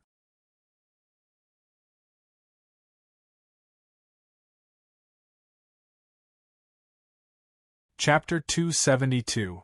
In the Eight-Grass Village, Qiao Shui sat on the roof of her straw hut and stared blankly at the moon in the sky. The moon was very round, and it looked like a young man was looking at her. "Girl, what are you thinking about?" A handsome demon youth sat down beside Qiao Shui with a warm smile. He looked at Qiao Shui with doting eyes. "Big brother Xingyun, why aren't you cultivating?" Qiao Shui came back to her senses and smiled. This demon was called Long Xingyun, and he had a very high status in the demon race. The most honorable lineage of the Yao clan was the Azure Dragon Demon King, who was the clan leader. The Azure Dragon Demon King and the White Ape Demon King were the only two remaining demon kings among the 10 demon kings of the Yao clan. Long Xingyun was intelligent and had an extraordinary appearance. He was recognized as the #1 demon among the younger generation of the demon race. He came out with White Ape this time to train. Long Xingyun smiled. "Then why isn't Qiao Shui cultivating? Are you still thinking about that person?" Qiao Shui sighed. "We were able to escape the second heaven because of him. I wonder how he is now. Although we owe him a great favor, he is still a human. Qiao Shui, you should be prepared. If there is a conflict between the demon race and the human race, he will choose to help the human race and not us." Long Xingyun was very concerned about Mu Yu. He had liked Qiao Shui for a long time, but Qiao Shui had always been lukewarm toward him and only treated him as an older brother. He didn't expect Qiao Shui to be concerned about a human after coming back from the second heaven. How could he accept that? "Kid, what are you talking about? Qiao Shui is also a human. Isn't she on our side? You've always looked down on humans. Are you looking down on Qiao Shui as well?" White Ape appeared behind them and asked. "Grandpa Ape, of course I didn't mean that. Qiao Shui is much stronger than those humans. How can they compare to her?" Long Xingyun said awkwardly. Although he was the grandson of the Azure Dragon, he didn't dare to be rash in front of the White Ape Demon King. "If you ask me, That little bastard of the human race is much stronger than you young little demons. Never underestimate a human's potential. Otherwise, you won't even know how you died. Why do you think our monster race was suppressed by the humans for so many years? The White Ape Monster King spoke very straightforwardly. This was related to his character. Xing Yun snorted in his heart, but he did not dare to refute. Qiao Shui looked at the moon, and Mu Yu's figure lingered in her mind for a long time. Grandpa Azure Dragon is already thinking of a way to restart the teleportation array. You have to hold on. The teleportation array of the Yao clan was somewhat similar to the teleportation array of the human clan. Once the teleportation array was closed and reactivated, it would take several years for it to recover. However, the teleportation array of the Yao clan was not as meticulous as that of the human clan. Therefore, as long as they found a way to replenish the spiritual energy lost from the teleportation array, they would be able to reactivate it. When a monster race cultivator used a teleportation array, the tearing force was quite strong, but monster race cultivators were naturally born with thick skin and flesh, so they were able to withstand it. If a human used the monster race's teleportation array, it was very likely that they would end up lying on the ground. This was also the reason why Qiao Shui had handed Shui Ling over to Mu Yu. All of you, cheer up. We didn't appear in front of the human clan with great fanfare just to snatch the spiritual Qi. If we don't show our strength to the human clan, they will really think that we monster race are easy to bully. White Ape Monster King's eyes flashed. A night had already passed. Mu Yu, like many other cultivators, was waiting outside 8 Grass Village. While others were waiting for reinforcements to come and teach the monster race cultivators a lesson, Mu Yu was looking for an opportunity to meet with Qiao Shui. He originally wanted to blend in with the plants and sneak into 8 Grass Village, but thinking that White Ape Monster King had already recovered his cultivation and was a 1,000-year-old monster, it would be troublesome if he was discovered. White Ape Monster King, why don't you come out and meet me? Just as everyone was waiting anxiously, a loud and clear voice spread throughout the entire 8 Grass Village. This voice was full of energy and was long and drawn out like an ancient bell, causing everyone's mind to tremble. Many cultivators revealed happy expressions. Finally, there was an expert of the human clan who could speak. Strange fluctuations appeared in the sky above 8 Grass Village, like ripples on water, and 3 figures slowly emerged. Standing in the middle was an old man dressed in cotton clothes. His hair and beard fluttered in the wind, giving him an immortal aura. His complexion was ruddy, and the aura around his body was faintly circulating, causing people's hearts to palpitate. On his right was a barefoot woman who was extremely beautiful. If it weren't for the fact that there were no pupils in her strange eyes, she would definitely make people fall in love with her. There was also a man dressed in the Pill Cauldron Sect's uniform with Tao patterns on his body. He leaned on a walking stick with his eyes slightly closed, looking very casual. As soon as these 3 people appeared, many cultivators exclaimed in surprise. Everyone whispered and began to discuss the origins of these 3 people. These 3 people did indeed have great backgrounds. The old man in the middle was called Song Wanzi, a reclusive senior of the Xianling sect. His seniority was extremely high, and his cultivation was unfathomable. The woman came from the Red Dust sect. She looked young and beautiful, but her actual age was frighteningly old. People called her Piao Miao Fairy. Her black hair hung down to her waist, and she wore a purple gauze dress. She was well endowed and was barefoot with a golden anklet on her ankle. The last person was an old senior of the Pill Cauldron sect, Yuan Hua Daoist. Yuan Hua Daoist was the martial uncle of the current sect master of the Pill Cauldron sect. He was of the same generation as the old man guarding the pavilion that Mu Yu knew. It was said that the quality of the elixirs he refined was at least 1 grade higher. This meant that the original 5th grade elixir would be equivalent to a 6th grade elixir after being refined by him. This kind of heaven-defying alchemy ability was really amazing. Yuan Hua Daoist naturally had his reasons for coming here. In the past, the White Ape Demon King had escaped from the Pill Cauldron sect and caused chaos in the sect. So many skilled seniors of the Pill Cauldron sect had attacked together, but they still couldn't catch the White Ape Demon King. Therefore, the cultivation world was quite critical of the Pill Cauldron sect. He happened to be nearby today and heard that the White Ape Demon King was provoking the human race here. Therefore, he felt that it was his duty to come here and negotiate with the White Ape Demon King. However, this also showed how powerful the White Ape Demon King was. At that time, he was trapped for 1,000 years and was extremely weak.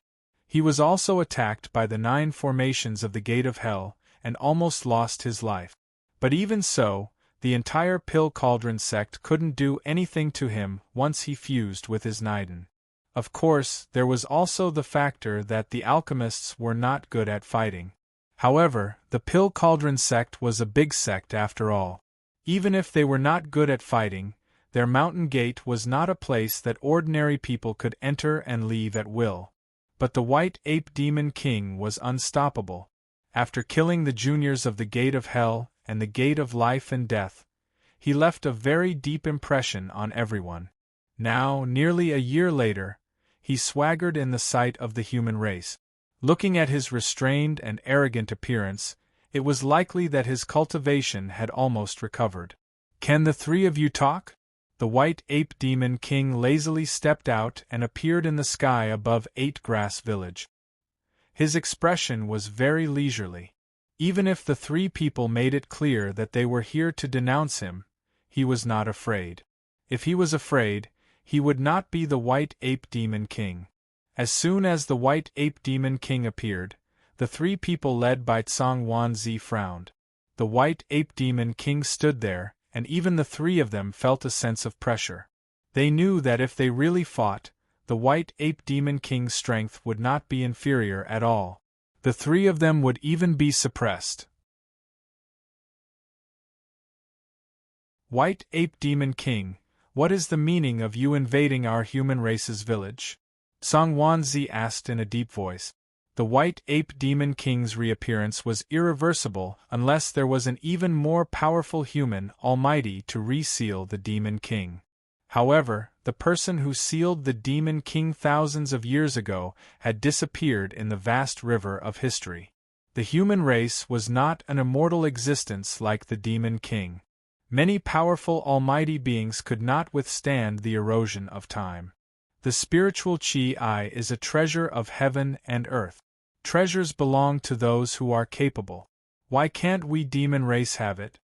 The White Ape Demon King asked arrogantly. Humph. This is our human race's territory.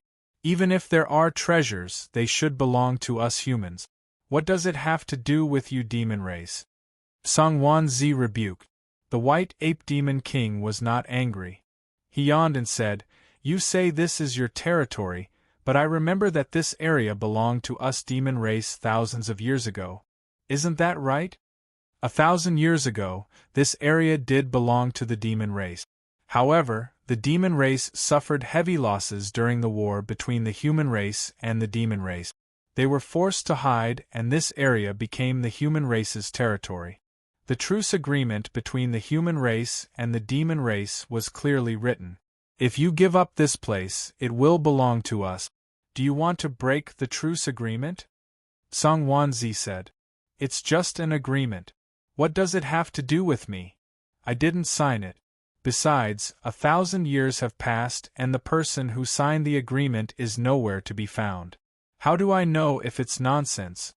The White Ape Demon King said rudely. Many people were furious when they heard about the White Ape Demon King. This White Ape Demon King was so shameless and untrustworthy. "So you demon race are going to go back on your word and start a war with us humans again?" Tsang Wanzi said angrily. "We demon race are not the ones going back on our word. You humans agreed to ally with us in the matter of Yumon. In return, you humans would give us demon race a piece of land. We demon race have always been on your side in the matter of fighting against human. 1,000 years ago, when human was temporarily defeated, you demons turned against us. You demons burned the bridge after crossing the river, and you still have the nerve to say that we went back on our word? Now that human is preparing to make a comeback, we want to join in as well. I want to see if you demons will still make any agreements with us. The White Ape Demon King sneered. Many people did not know what happened 1,000 years ago, but the White Ape Demon King was telling the truth. Human had been very tyrannical since ancient times. Although the demon race and humans had conflicts, they were on the same side as human. 1,000 years ago, when humans and demon race worked together to defeat human, the humans and demon race began to fight again. It was also at that time that the demon race was suppressed by the humans until they could not recover. Human kept coming back and being defeated for 1,000 years. It was not until 100 years ago that he was completely trapped by Sword Shadow and Dust Wind in the Moyun Mountains. Now, however, he had escaped again. Unfortunately, the demon race was starting to get restless. The White Ape Demon King's words were a warning to the humans. If they did not recognize the demon race's status, then the demon race would definitely stab the humans in the back. The humans might be able to fight human alone, but fighting both human and the demon race at the same time was uncertain. The White Ape Demon King's threat made many people's faces change. Everyone was actually thinking about this problem. Without the demon race, the humans could defeat human. However, if the demon race and human worked together, the humans would not have enough energy to fight both races at the same time. Then what do you want? Song Wanzi asked. If you are a sensible person, then you should know that the Threefold Palace has already tacitly acknowledged the existence of us demon race. However, if you don't want us demon race to cause trouble for you, then you have to show some sincerity. For example, starting with this village. The White Ape Demon King revealed a malicious smile. The Threefold Palace was the most mysterious existence in the cultivation world. When it came to fighting human, everyone had to listen to their orders. When the White Ape Demon King appeared, they did not express their stance, which explained everything. Now, human's traces had appeared in many places on the Threefold Continent, not only near Mist Breath City, but also in many other places. This had already caused the humans a lot of trouble. The humans and human were bound to fight, so naturally, they could not let the demon race stab them in the back. You want to monopolize the spirit chi? Song Wanzi's tone was very unfriendly.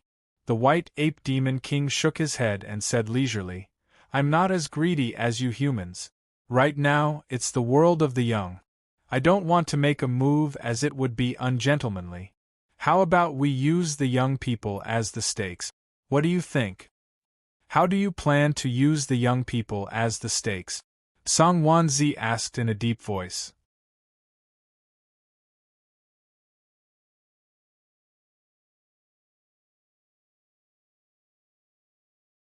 Chapter 273. Eight Grass Village was originally a peaceful little mountain village where some mortals with no cultivation base lived. They stood aloof from worldly affairs, working from sunrise to sunset. Until the appearance of the spiritual energy eye, the village was no longer peaceful. At this moment, Eight Grass Village was being eyed covetously by two forces. Every human cultivator was looking at White Ape Demon King, waiting for him to continue. It's very simple. Today I have brought 5 nascent soul stage and 5 out-of-body stage juniors. Why don't you humans find 20 youths, and we will have 20 fair duels. Nascent soul stage against nascent soul stage, out-of-body stage against out-of-body stage. Let's have 20 duels. If we demons win 2 duels, the spiritual energy eye of this village will be given to us demons to cultivate for a month. If we win 20 duels, the village will give us 10 months to cultivate. If we win an odd number of duels, we don't want the extra duel. White Ape Demon King slowly stated his rules. Everyone carefully pondered over the rules proposed by White Ape Demon King and calculated. In fact, White Ape Demon King's rules were beneficial to the human race. There were 20 duels, but the demons only brought 10 youths. This meant that each demon youth would have to fight 2 duels, while the human race could send 20 youths. They had a chance to defeat the demons. Even if the human race lost, they could still use the village for 2 months. This rule was actually White Ape Demon King giving the human race a way out. He would only send 10 demons while the human race would send 20. No matter who won or lost, the human race would have the right to use the village for at least 2 months, guaranteeing the rights of the human race. This was the initiative of the human race. If the human race did not agree, then the demon race would have an excuse to make trouble. After all, the demon race had given the human race enough face. It could be said that this duel was essentially unfair to the demon race. However, White Ape Demon King naturally came prepared. How could the 5 nascent soul stage and 5 out-of-body stage demons he selected be simple goods? He dared to set such a rule to tell the human race that the 10 youths behind him had the ability to fight 1 against 2. To some extent, White Ape Demon King intended to let the human race see the strength of the younger generation of the demon race. If the younger generation of the monster race defeated the human race would be wary of the monster race. In the future, if the monster race wanted to raise other conditions, the human race would have to be cautious. How arrogant! Song Zi shouted angrily. In a way, the White Ape Demon King was also provoking the human race.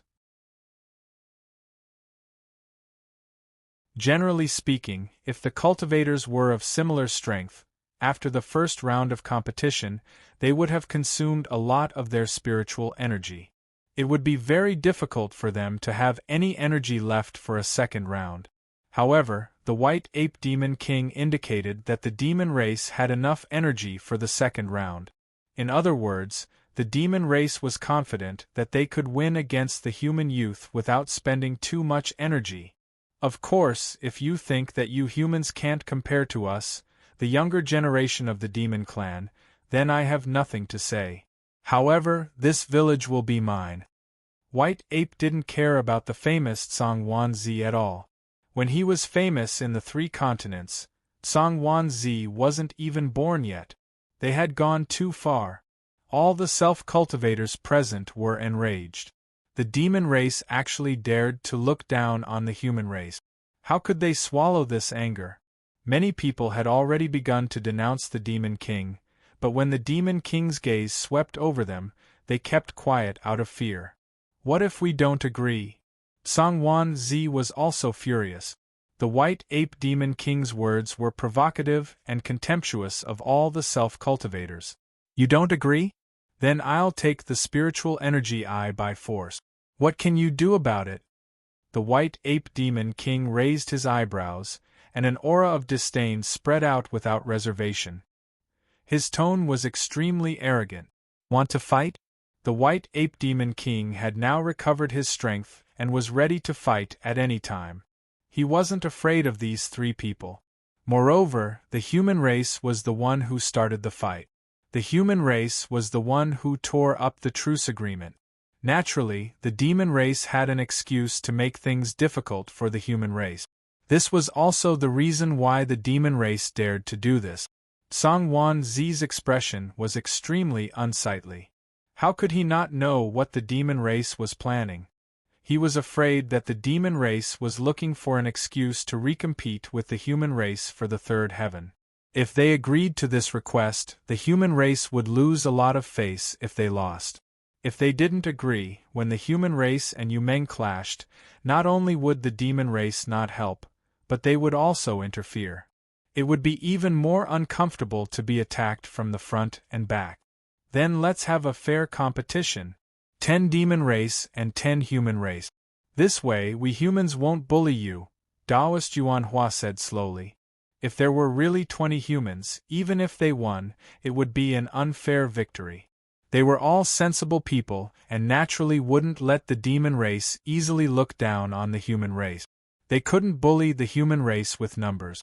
If the demon race lost, they would say that the human race won by taking turns. Okay, then how about we set the time for today? The White Ape Demon King had long expected that the human race would make such a decision. The rules just now were set purely to despise the human race. Today, the White Ape Demon King was really shameless to the extreme. He specially brought 10 elites, but where would the human race find the so-called talents in such a hurry? The elites of various sects didn't all come here to join in the fun. Many powerful young talents were in their own sections. Even if they came here, it would take some time. How could they come just like that? With so many people here, there must be no lack of young talents, right?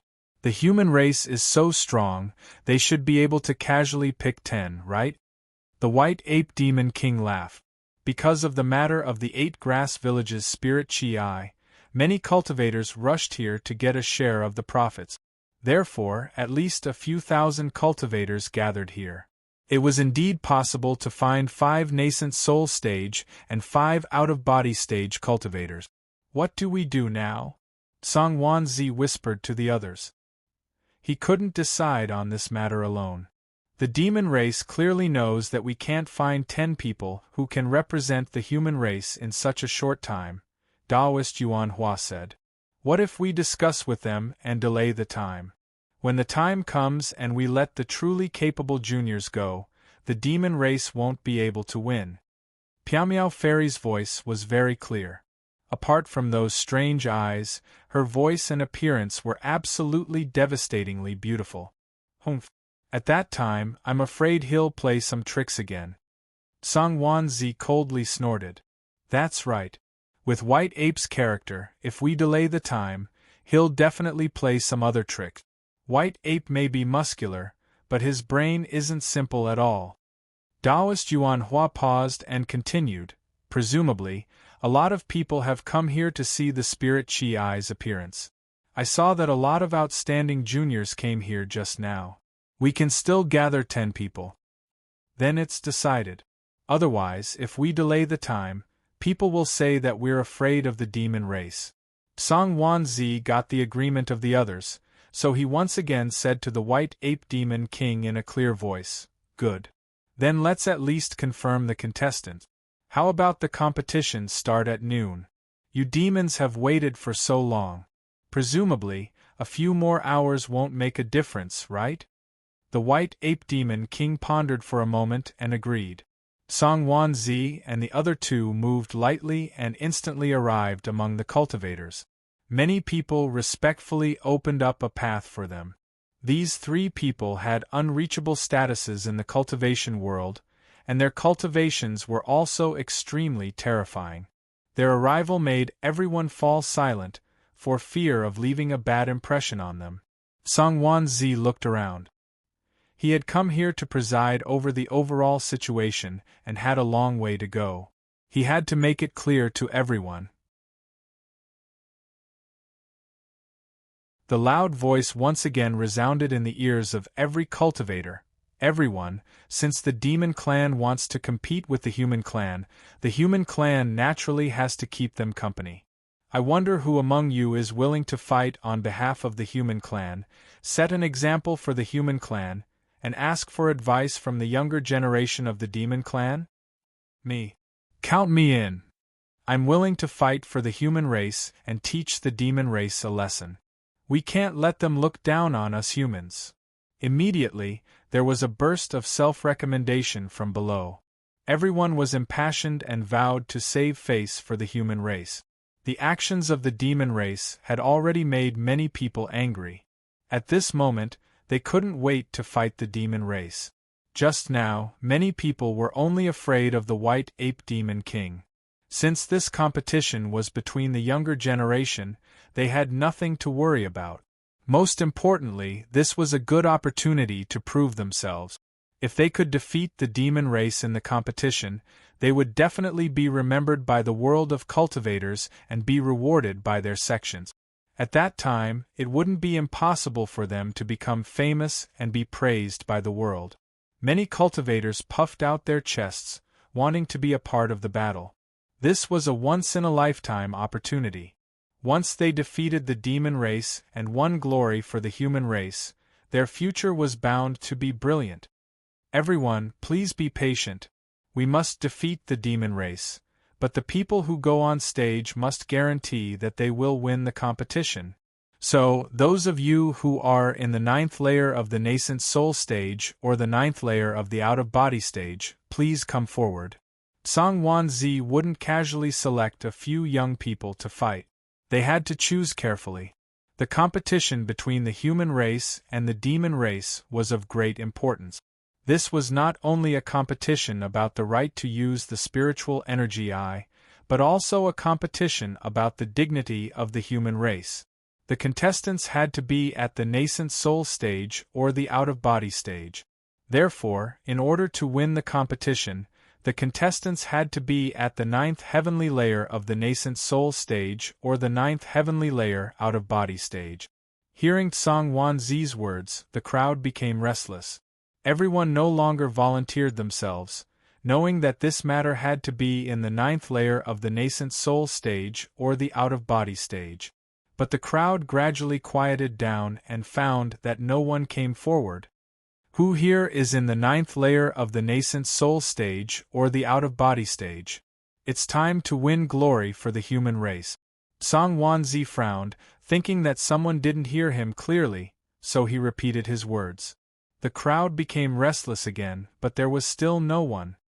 Find 5 in the 9th layer of the nascent soul stage and 5 in the out-of-body stage? That's a bit difficult.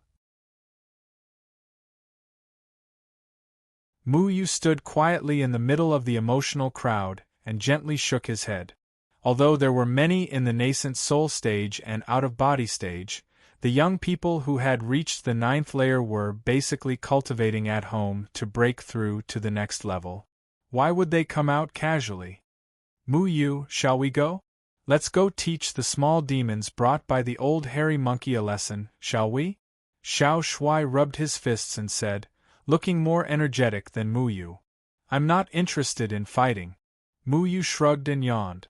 He had been cultivating in the 2nd layer for half a year, and the rich spiritual energy in the 2nd layer had allowed him to reach the 9th layer of the nascent soul stage. Unfortunately, he was too lazy to stand out and fight for these self-righteous cultivators. He was still depressed about being called a traitor by the cultivation world, so how could he be in the mood to stand up for these cultivators? It would be better if he stood out and defeated the demon race. But if he failed and exposed his identity, he would be accused of colluding with the demon race and deliberately losing to them. You're tuning in to the Phoenix Knights YouTube channel. Don't forget to subscribe and join us on this journey to catch the most captivating stories.